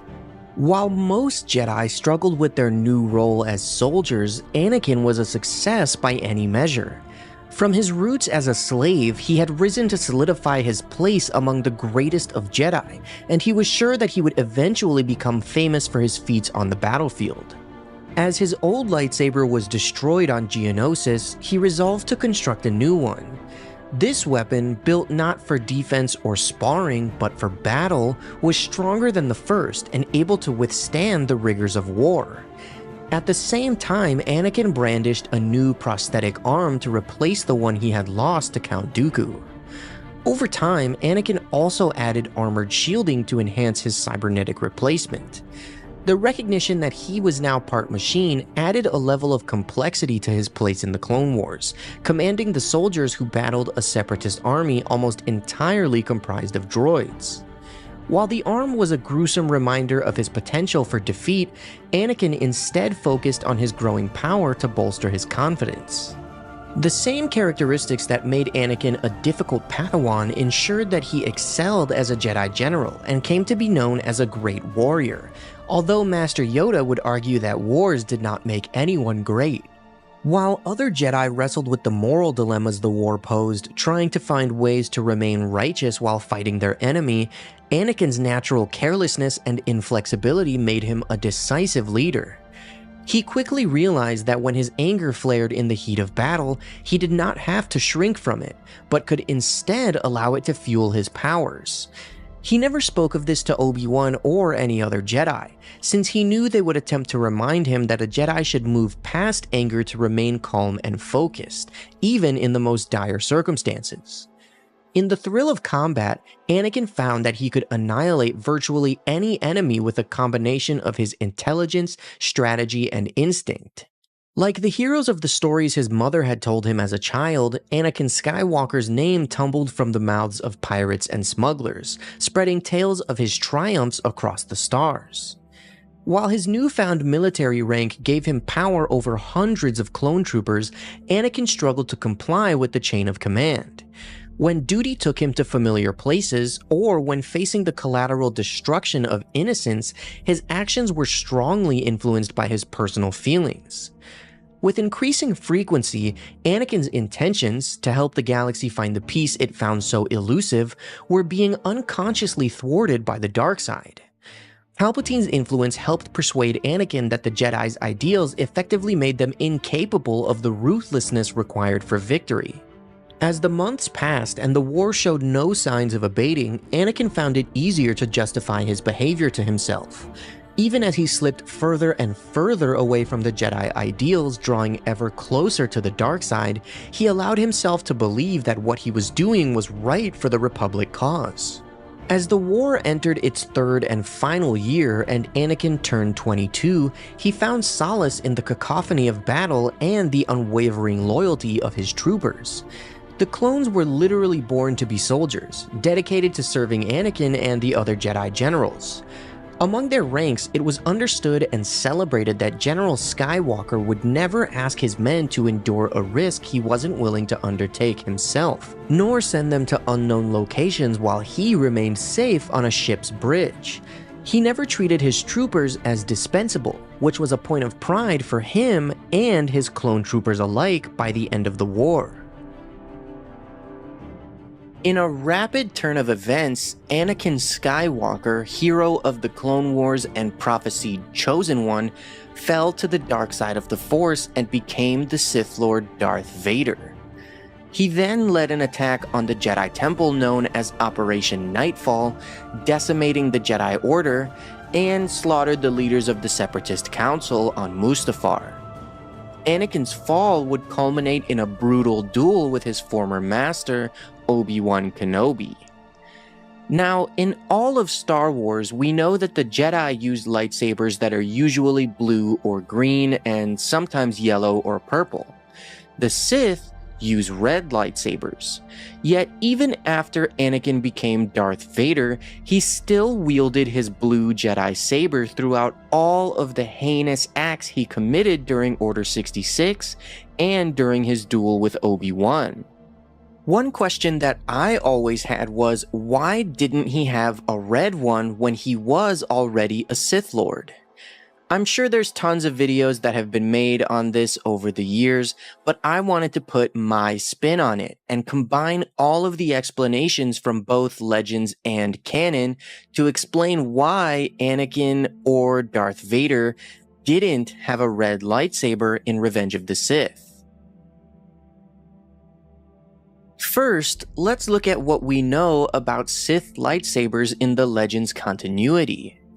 While the Jedi utilized natural crystals, the red lightsabers of the Sith were powered by synthetic crystals that they had to create themselves. The artificial crystals would need to be cooked inside a blast furnace and then shaped and molded with the Force in order to work inside a saber. This process could take an extended amount of time, from days to weeks. In the Legends book, Dark Lord: The Rise of Darth Vader, Palpatine simply gives Vader a red crystal a few weeks after the events of Revenge of the Sith, and he builds his new lightsaber hilt. So, because this was the method that Anakin would have needed to use, and assuming that Palpatine didn't have a spare red crystal in his pocket, that explains why Anakin didn't get a red saber immediately when he became Darth Vader. They didn't have a few days to fabricate a synthetic crystal. Let's not forget that all of these events were happening very quickly, and Anakin's attack on the Jedi Temple was a surprise, with the Jedi having no idea that he had turned to the dark side. Obviously, Palpatine immediately instructed Anakin to attack the temple, because the Jedi needed to be taken care of as soon as possible. But it's also reasonable to assume that Anakin kept his blue blade so that the Jedi would think he was still on their side. In my opinion, it would have been cool if Anakin had constructed a red saber while he was chilling on Mustafar crying, but then again, events were still moving very quickly. In the novelization of Revenge of the Sith, Palpatine warned Anakin that he was in danger while he was on Mustafar, because he sensed a disturbance in the Force that turned out to be Obi-Wan.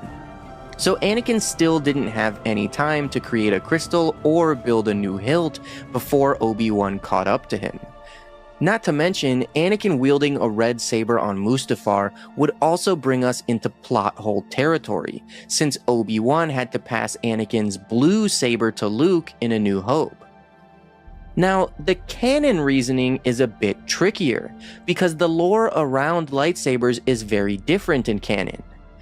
Red kyber crystals are not synthetic. They are natural crystals that have been bled by a dark side user. The process of bleeding was basically the torture and corruption of a kyber crystal. A dark side user would pour all of their anger and fear into the crystal until it could no longer resist the pain, and it would turn a bright crimson. So this raises some confusion as to why Anakin's kyber crystal didn't turn red during all of the horrible things he did during Operation Nightfall. After all, he attacked the Jedi Temple and slaughtered not only his peers and his teachers, but innocent children. Palpatine said that the whole point of Anakin attacking the temple and killing there was to increase his power in the dark side so he could save Padme. So why didn't his kyber crystal bleed and turn red as his power in the dark side grew? The real-world answer is because Revenge of the Sith came out in 2005, and the bleeding lore wasn't established until 2016. But let's look at the in-universe reasoning. Basically, the process of bleeding was not something that happened automatically. It was like a ritual. It had to be done intentionally. Simply using your weapon to kill wouldn't cause the crystal to turn red, no matter what you did. So when Anakin used his saber to kill younglings or even the Separatist Council members, although the actions were evil and increased his power in the dark side, it didn't cause his crystal to turn red because that's just not how bleeding works. However, the bleeding process could be fairly quick, so that raises the question of why Anakin didn't bleed his crystal while he was on Mustafar. Obviously, he was very conflicted and mourning the loss of himself when he was crying on the balcony. And in the canon Darth Vader comics, he does bleed his crystal that he took from a Jedi survivor, and the process subjects him to a vision where he turned back to the light side and killed Palpatine. He did reject the vision and succeed in bleeding the crystal and building his Sith lightsaber, but the process of bleeding for him was very complicated because he was conflicted and the chosen one. So if he did try it on Mustafar, it would have been an insane process and it might not have worked the first time since he was so conflicted and he had just become a Sith Lord. By the time that Anakin Skywalker, now the Sith Lord Darth Vader, found himself on Mustafar, recalling the carnage he had left in his wake, he was fully immersed in the power of the dark side, corrupted to the point that he adopted a skewed perspective on the world. During his slaughter of the Separatist leaders, his eyes, deformed by the power of the dark side of the Force, had become a bright yellow. The man who had been a Jedi Knight only a day before was now a Dark Lord of the Sith, who had forgotten his desires to save his wife and was concerned with only power and control over a new empire. Thus, when Padme arrived to confront him, Anakin was no longer the man she knew. While his betrayal and conversion to the Sith had been in service of his larger goal to save Padme from death, Anakin seemed disinterested in finally running away with her. Believing himself to be all-powerful, poised to become Emperor and the reigning Sith Master of the galaxy, he was no longer concerned for Padme's life. It still seems shocking that Anakin choked Padme with the Force in his anger, believing that she had conspired against him and brought Obi-Wan to kill him. However, such are the complexities of the Force. The dark side is corruption, imbalance within the natural way of the Force itself, and thus it had twisted Anakin's mind through Palpatine's manipulation, as Obi-Wan had said. So why did Anakin choke and essentially kill Padme when his main motive was to keep her alive? Thankfully, his thoughts are beautifully described in the canon book Skywalker: A Family at War. As the apprentice of Darth Sidious, Anakin once more took on a familiar role, that of obedient slave. In some corner of his mind, Anakin managed to persuade himself that he and his new master's brutal actions were the justified means to a noble end. However, on Mustafar he had time to reflect, as his rage subsided and was replaced with grief and self-loathing. Anakin mourned the man he had once been as he cried. The arrival of Padme's gleaming ship woke him from his brooding, and he rushed to meet her. His mood swung from joy to fury as Padme informed him of every terrible accusation Obi-Wan had made about his new allegiance to the dark side, and the unspeakable murder of the younglings. Just as Palpatine had predicted, Obi-Wan had become his enemy. Anakin's mind was so poisoned by the darkness that he could see no other explanation. The problem with coveting power is that no amount of authority and influence is ever enough. Despite crushing those he believed to be his enemies and taking his place as the right hand of the newly crowned emperor, Anakin felt more insecure than ever, terrified of losing everything just as Darth Plagueis had. Padme begged Anakin to join her on Naboo. There, she could have their child and they could live as a family without interference from the outside world. Retreating to her homeworld was surely their only chance to escape, to salvage their relationship. For his entire life, Anakin was most comfortable bonded with another, two against the rest of the world. It was how he had been raised by his mother, how he had forged his marriage with Padme, how he had perceived his union with both Obi-Wan and Palpatine. He had always exalted Padme above all others. On that day, that meant that Darth Vader believed himself even stronger than his Sith master, and thus able to overthrow him. Believing that he had single-handedly brought peace to the Republic, blinded to the demise of the once great democracy, Anakin now craved dominion over the remade galaxy. Years before, Anakin had once told Padme that he didn't believe in democracy. Its wheels turned too slowly for him. He hungered for a system where a wise leader could force politicians to agree to solutions to political problems. At the time, she believed that the dictatorship he described was a boyish joke, a sly way of poking fun at her ardent belief in public service and the rights of individuals. On Mustafar, she knew by Anakin's tone and the fire in his eyes that what he was proposing was exactly that kind of tyrannical government. According to him, everyone and everything in the galaxy needed to be controlled by him alone. Something in Padme broke. Perhaps it was her heart, or simply her ability to continue concocting justifications for Anakin and his mounting transgressions. Fearless and decisive, Padme refused to follow her husband down the dark path he was so intent on treading.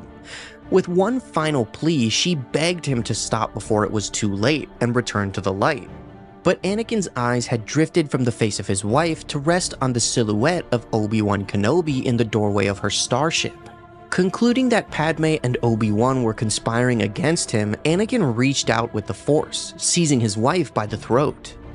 Padme was entirely unprepared for the shocking intensity of Anakin's wrath, and she crumpled to the ground, unconscious but still alive.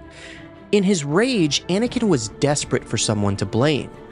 He couldn't blame Padme for long, and he couldn't find fault with Palpatine, who had helped him become more powerful than ever.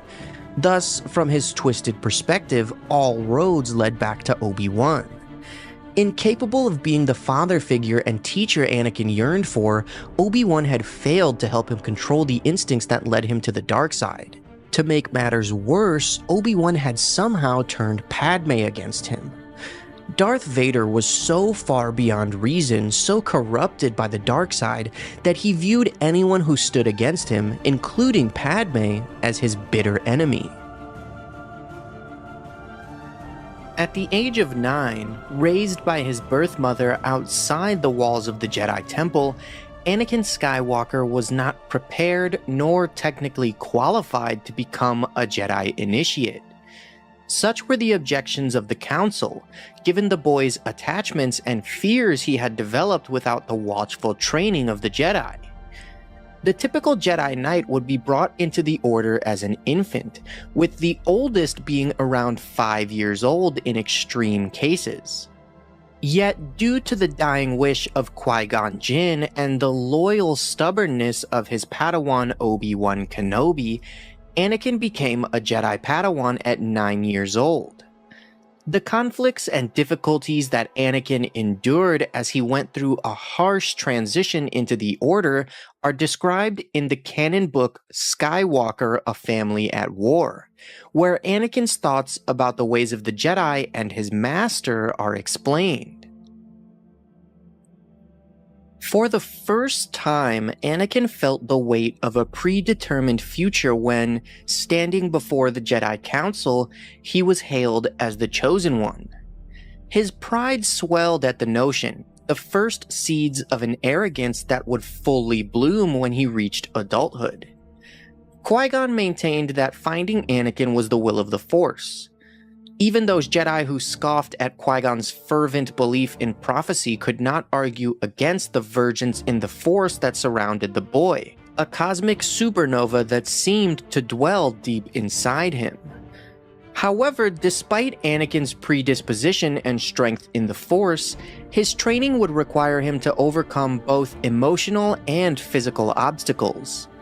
Even at the age of 9, he was already far behind other Padawans and younglings in basic lightsaber skills. He had often unwittingly called upon his strong connection to the Force while at the controls of a hurtling pod racer, but actually harnessing the power of the Force was a very different matter. Anakin had no real understanding and therefore little respect for the Force as a spiritual guide through life. He could not wrap his young mind around the idea that he was a part of some all-powerful energy at work in the galaxy when he had endured so many individual hardships. If he were truly as strong as they said, he wondered why he had been enslaved his whole life, and why couldn't he have freed his mother with a flick of his force-wielding hand? As the Jedi Council gazed upon Anakin for the first time, wise, diminutive Master Yoda sensed that Anakin was gripped by fear, and fear was a dangerous ally. For the Jedi, fear was a path to the dark side of the Force, an entry point to misgivings that could be nursed into anger and hate. Nevertheless, Anakin's emotional response to his situation, including his fears, was a very human reaction to the sudden upheaval he had experienced in his life. Qui-Gon believed that, with the proper guidance, Anakin's natural anxieties would subside and be replaced by a Jedi's clarity of vision. If Qui-Gon was correct, the boy would bring balance to the Force, defeating the creeping darkness that was already beginning to cloud both the Force itself and the Jedi Order's abilities to perceive the threat to it. However, where Qui-Gon saw promise, Obi-Wan and many on the Jedi Council sensed trouble. Obi-Wan did not hide his concern, even from Anakin himself. The boy's raw power in the Force was something to be wary of. He was malleable, and in the wrong hands, such explosive potential could be turned to evil. Qui-Gon's death on Naboo would have a monumentous impact on Anakin. In a few short days, Anakin's life was completely altered and reimagined by the guidance and teachings of this mysterious Jedi. With his swift demise, all Anakin could think was, what will happen to me now? In the darkest corners of his mind, fear sent him spiraling into hypothetical scenarios where he was forced back into servitude, never to see his mother again. Although no one realized what was at stake at the time, Anakin's very future hung in the balance. Had Qui-Gon survived and Maul been vanquished, Anakin would have been raised under the watchful, calm tutelage of a seasoned teacher. Although the two would likely have had their disagreements, Qui-Gon's compassion for the former slave might well have brought about a very different outcome. Perhaps Qui-Gon himself would have helped his Padawan return to Tatooine and free the slaves. At the very least, he would have empathized with Anakin's restlessness with the strict Jedi Code, offering solutions beyond the scope of Obi-Wan's regulation-driven mind.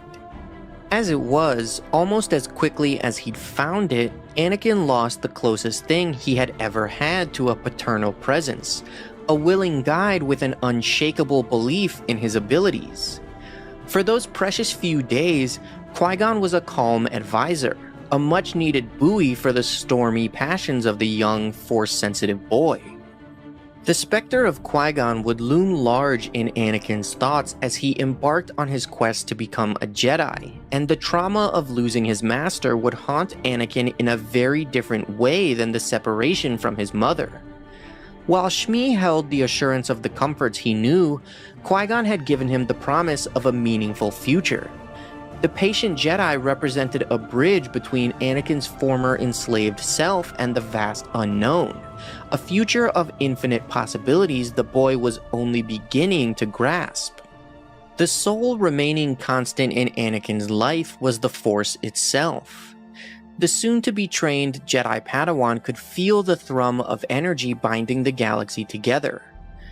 Watching Qui-Gon's body turn to ash on a sacred funeral pyre, Anakin felt a profound sense of loss. In light of the prophecy, Anakin wondered if his very existence had somehow brought danger upon his kind friend. With Obi-Wan's help, Anakin hoped to prove Qui-Gon's most earnest and heartfelt belief, that he was truly the Chosen One.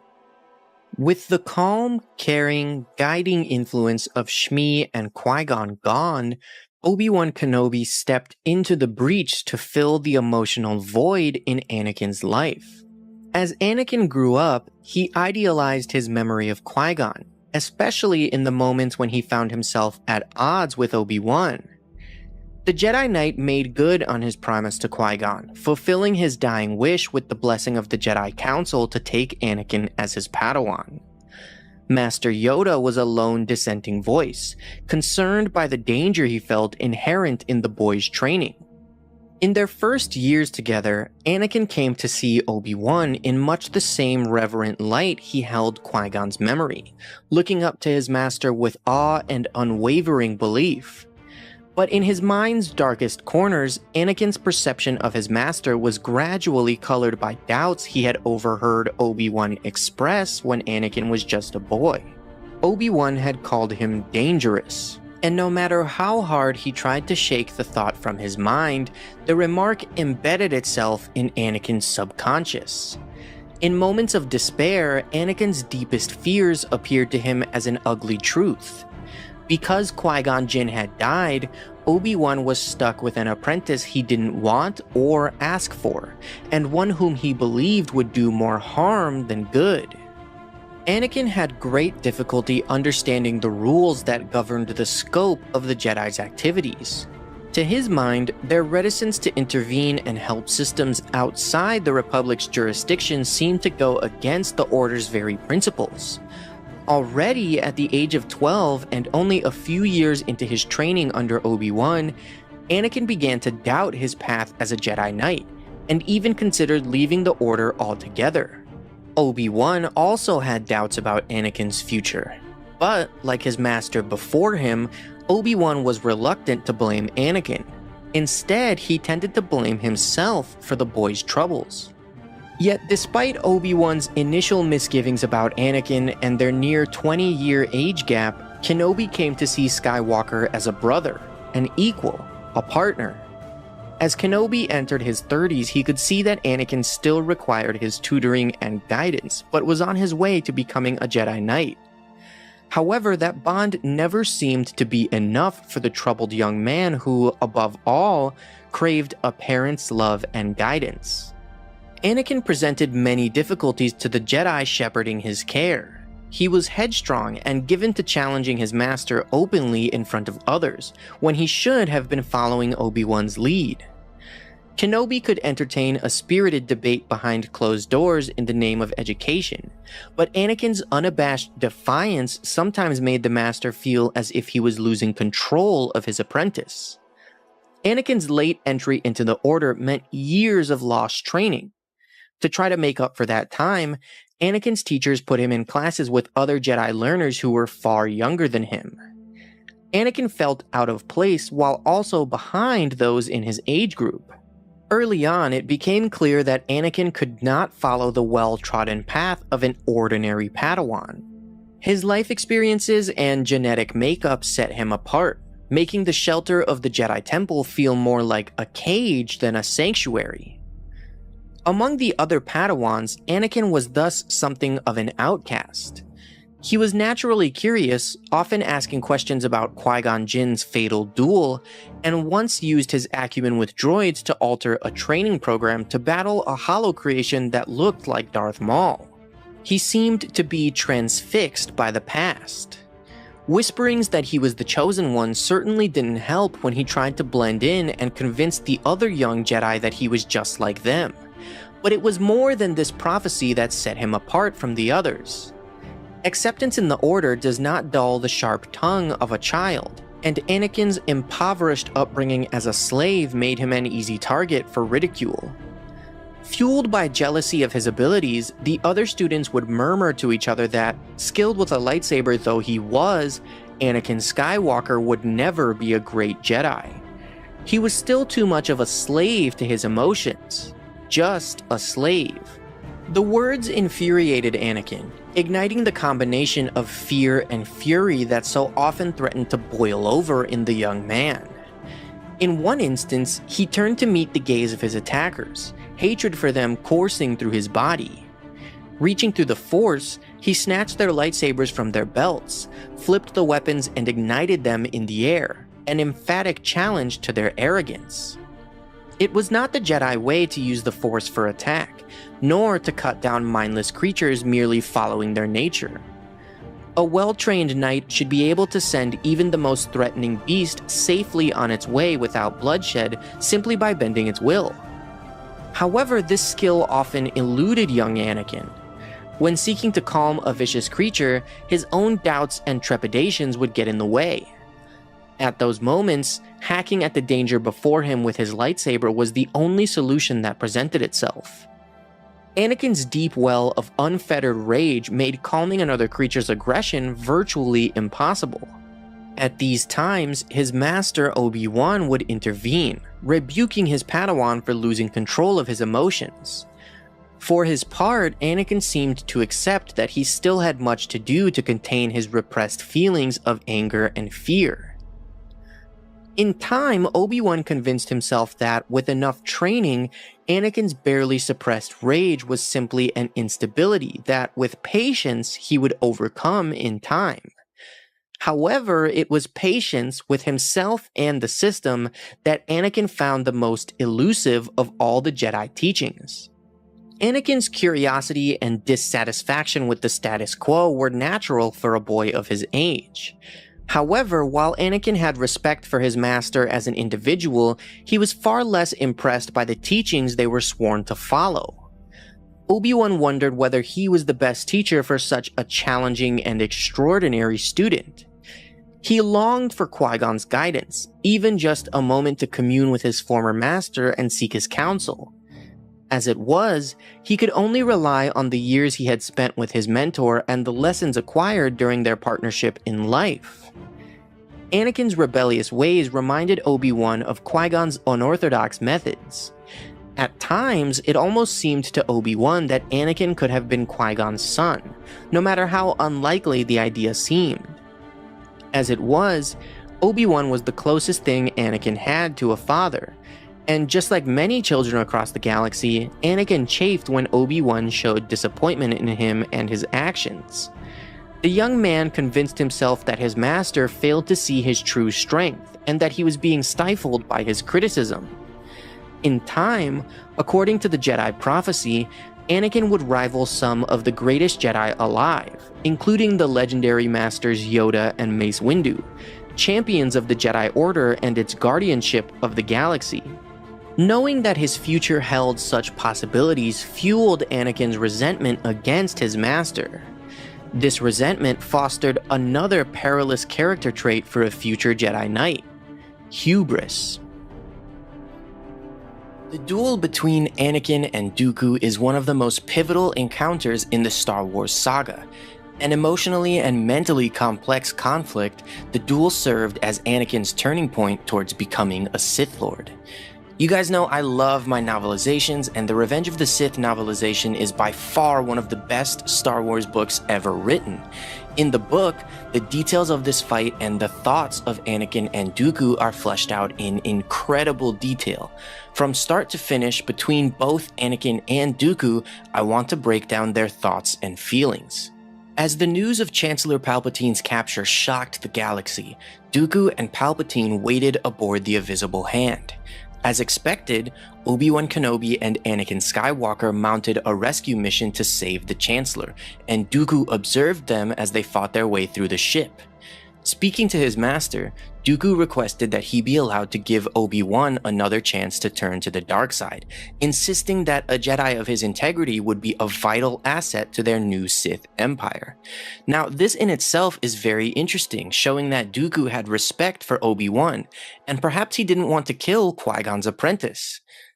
Palpatine rejected Dooku's pleas, knowing full well that Obi-Wan would never turn away from the Jedi teachings, and he commanded Dooku to kill Obi-Wan. This whole time, Palpatine had fed Dooku a false plan. Dooku believed that the plan was for him to kill Obi-Wan in the duel, provoking Anakin into a rage that would cause him to tap into the dark side, and Dooku was instructed to merely toy with Anakin. After Anakin gave in to his emotions, Palpatine would reveal himself as Darth Sidious, converting Anakin to the Sith. Anakin would then arrest Dooku, handing him over to the Republic, only to have Dooku re-emerge after Palpatine established the new Sith Empire. Dooku believed that this was what was about to happen, but obviously it was all a lie. Palpatine never intended for him to survive the duel. As the Jedi arrived, Dooku tried to convince them to surrender. Perhaps he wanted to avoid killing Obi-Wan. As they ignited their lightsabers, Dooku noted that Obi-Wan used an Ataru ready stance, mirroring Qui-Gon, and Anakin held his saber in a Shien grip, the defensive variant of Form 5. As the Jedi charged, Dooku retreated on the defensive, his proficiency in combat preventing them from penetrating his defenses. Dooku was still confident that everything was going according to plan, and he was surprised by how predictable and slow the two Jedi were. He considered them to still be as incompetent as they were on Geonosis, and his confidence increased. In reality, both Obi-Wan and Anakin had become much more skilled with their sabers, but they didn't want to reveal this to Dooku, instead attacking him with basic techniques. Suddenly, they switched their styles, aggressively attacking in coordination, forcing Dooku to take the duel more seriously. After force-pushing Obi-Wan away, Dooku was forced up the stairs by Anakin. He was shocked by the power emanating from Anakin's heavy blows, and he noted that each strike was draining his force reserves very quickly. Dooku came to several realizations, the first being that Obi-Wan was indeed a master of Form 3, Sorisu.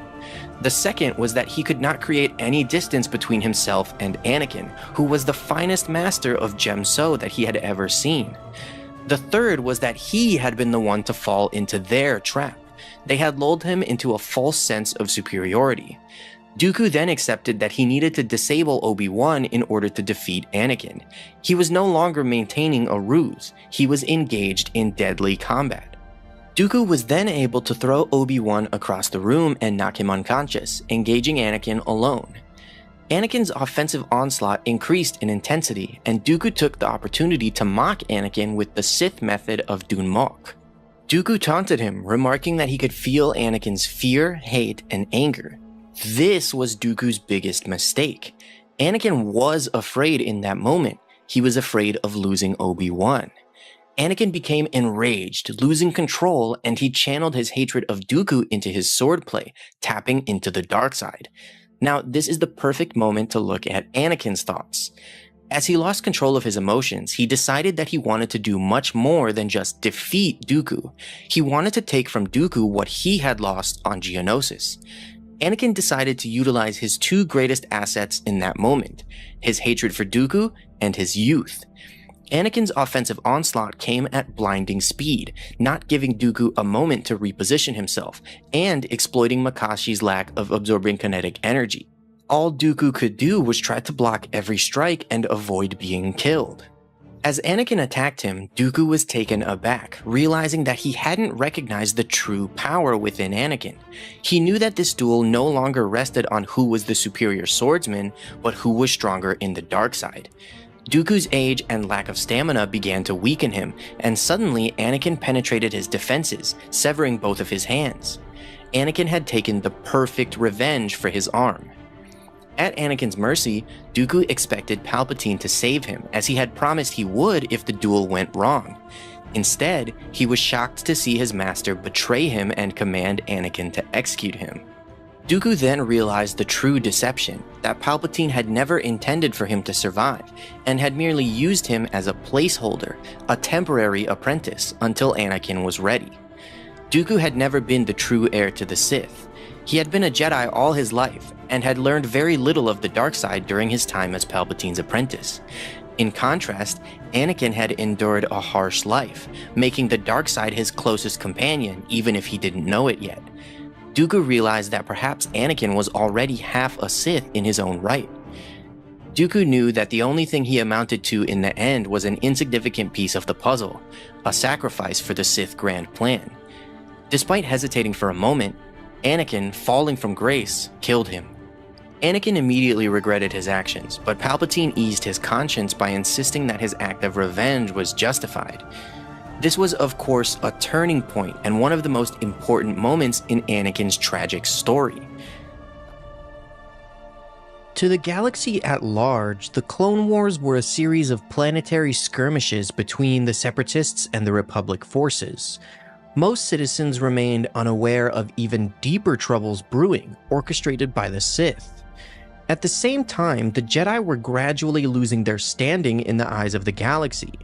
No longer revered as peacekeepers, they were becoming despised and feared as warmongers. Despite the Jedi's beliefs that anger and fear served the dark side, Anakin Skywalker and all the Jedi on the front lines inevitably experienced these emotions in battle.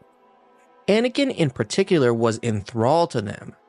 In the midst of the Battle of Christophsis at the start of the war, Master Yoda sent the newly appointed Jedi Knight Anakin a Padawan to teach, a Togruta named Ahsoka Tano. Yoda hoped that the responsibility of guiding a young and powerful apprentice would help Anakin quell his turbulent nature. It was obvious that the young man still yearned for parental acceptance and support. By taking on a Padawan, Anakin could fulfill the nurturing role of a paternal presence himself, and emerge the powerful Jedi the prophecy foretold.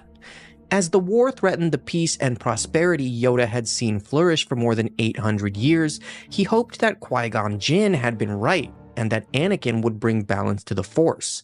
But first, Anakin had to find his own internal equilibrium, and teaching Ahsoka would make a fine test. Anakin had often felt responsible for matters outside of his control, but until he became Ahsoka Tano's teacher, he had never truly been accountable for another's fate beyond the clones he commanded in battle. To inhabit the new role, Anakin had to confront his deepest fears and resentments, or allow both himself and his charge to suffer the consequences. Even in a time of peace, Anakin and Ahsoka's partnership would not have been an easy one. The Jedi Council chose her as Anakin's Padawan precisely because she was as headstrong as he had been in his youth. While they could not ignore that the young general still exhibited these traits under duress, the Jedi believed that seeing these failings mirrored back at him by his Padawan might just be the push Anakin needed to shake off his own childish quirks. Mentoring Ahsoka certainly forced Anakin to contend with some of the most abrasive of his own traits. The young Padawan, just 14 years old at the time of their introduction, was rough in her speech, overeager to show her master her strengths, reckless and arrogant in the excellence of her skills, and actually thrilled to be catapulted into battle. In short, she was just as exasperating as Anakin had been when he became Obi-Wan's Padawan. Ahsoka was also unfailingly brave, like her master. In time, Anakin realized that he could not save Ahsoka from herself, a valuable lesson he failed to appreciate fully when it came to facing his own demons. As Ahsoka grew up, it was natural for her to test the boundaries of her place as an apprentice. Anakin watched over her anxiously, like a worried parent. He was unaware that his fervent desire to keep her safe from harm was a manifestation of a secret desire to control the lives of those close to him, and in doing so control his own destiny. As the war dragged on, the Jedi Order was corrupted by the inevitable atrocities of the sprawling conflict, which stretched supply chains and soldiers to a breaking point. The machines of war quickly turned thriving planets into war-torn graveyards. Innocent populations, caught between Republic and Separatist forces, grew disgusted with both sides and disillusioned by their promises of a brighter future. For much of the war, Anakin had believed that the Jedi were unwilling to go far enough to actually win. However, eventually he had to face the fact that the Jedi were prepared to use underhanded tactics. Anakin realized that the ethics of the Jedi had been compromised by the war. It was no longer the same Jedi Order he had romanticized as a child. He grappled with the conflicting ideas that he could be the chosen one of Jedi prophecy, a story general at the forefront of so many Republic victories, yet still be denied the Jedi Council's full confidence. Although his faith in the Jedi had been shaken, Anakin's trust in Ahsoka was absolute. Inspired to avoid engendering the same feelings of betrayal he felt with the Jedi, Anakin strived to be a better and more open teacher, and a fierce protector. By the age of 17, Ahsoka had grown into an impressive commander and teacher in her own right. Master and apprentice were an almost unstoppable team on and off the battlefield, moving as one, two halves of a whole, both vital to the other. The year that the war ended, Ahsoka was framed for bombing the Jedi Temple, though she was eventually acquitted by Anakin. Anakin comforted himself with the thought that he alone had never doubted Ahsoka. He had stood by her, defended her, produced the evidence that had acquitted her, and saved her from losing everything she had worked for, just as he had promised he would. However, even this solace was to be denied him. Ahsoka refused to return to the ranks of the Jedi. Having been falsely accused and cast out of the Order, while the Jedi's once legendary second sight had clearly been dimmed by the dark side, Ahsoka did something few Jedi had dared to do before. Despite Anakin's heartfelt pleas to reconsider and a rare apology from the elders on the council, Ahsoka walked away. By doing so, Ahsoka accomplished something Anakin Skywalker was too afraid to do himself. Like her, Anakin had also lost faith in the Jedi. He had spurned their strict code and violated their protocols again and again in the name of justice and desire. But he was not strong enough to take a stand and walk away. The Jedi Order had been his life. The Jedi had freed him from slavery and offered him a home. Despite all the reasons he had to follow Ahsoka, abandoning the Jedi felt like a terrible mistake. He owed them too much. In the end, Yoda had succeeded in teaching the value of letting go of all one feared to lose. Only it was Ahsoka who had mastered the lesson, leaping into the unknown, while Anakin was left with familiar feelings of abandonment. Anakin's training of Ahsoka was essentially a test devised by the Council to discover if he was truly capable of following their path, by calming his turbulent mind and helping an apprentice achieve balance in the Force. When Anakin exhibited what the Jedi thought of as overprotective behavior toward his Padawan, and Ahsoka subsequently rejected the Jedi, it appeared that this was a test that Anakin had resoundingly failed. Without Ahsoka to act as a counterbalance to his passions and fears, his attentions, even more than they had before, focused on his secret wife, Padme. Of course, the Jedi had no idea that Anakin was secretly married to her. Had they known, they would have been outraged at his flagrant disregard for Jedi teachings on attachments and the pitfalls of wanting to possess another person.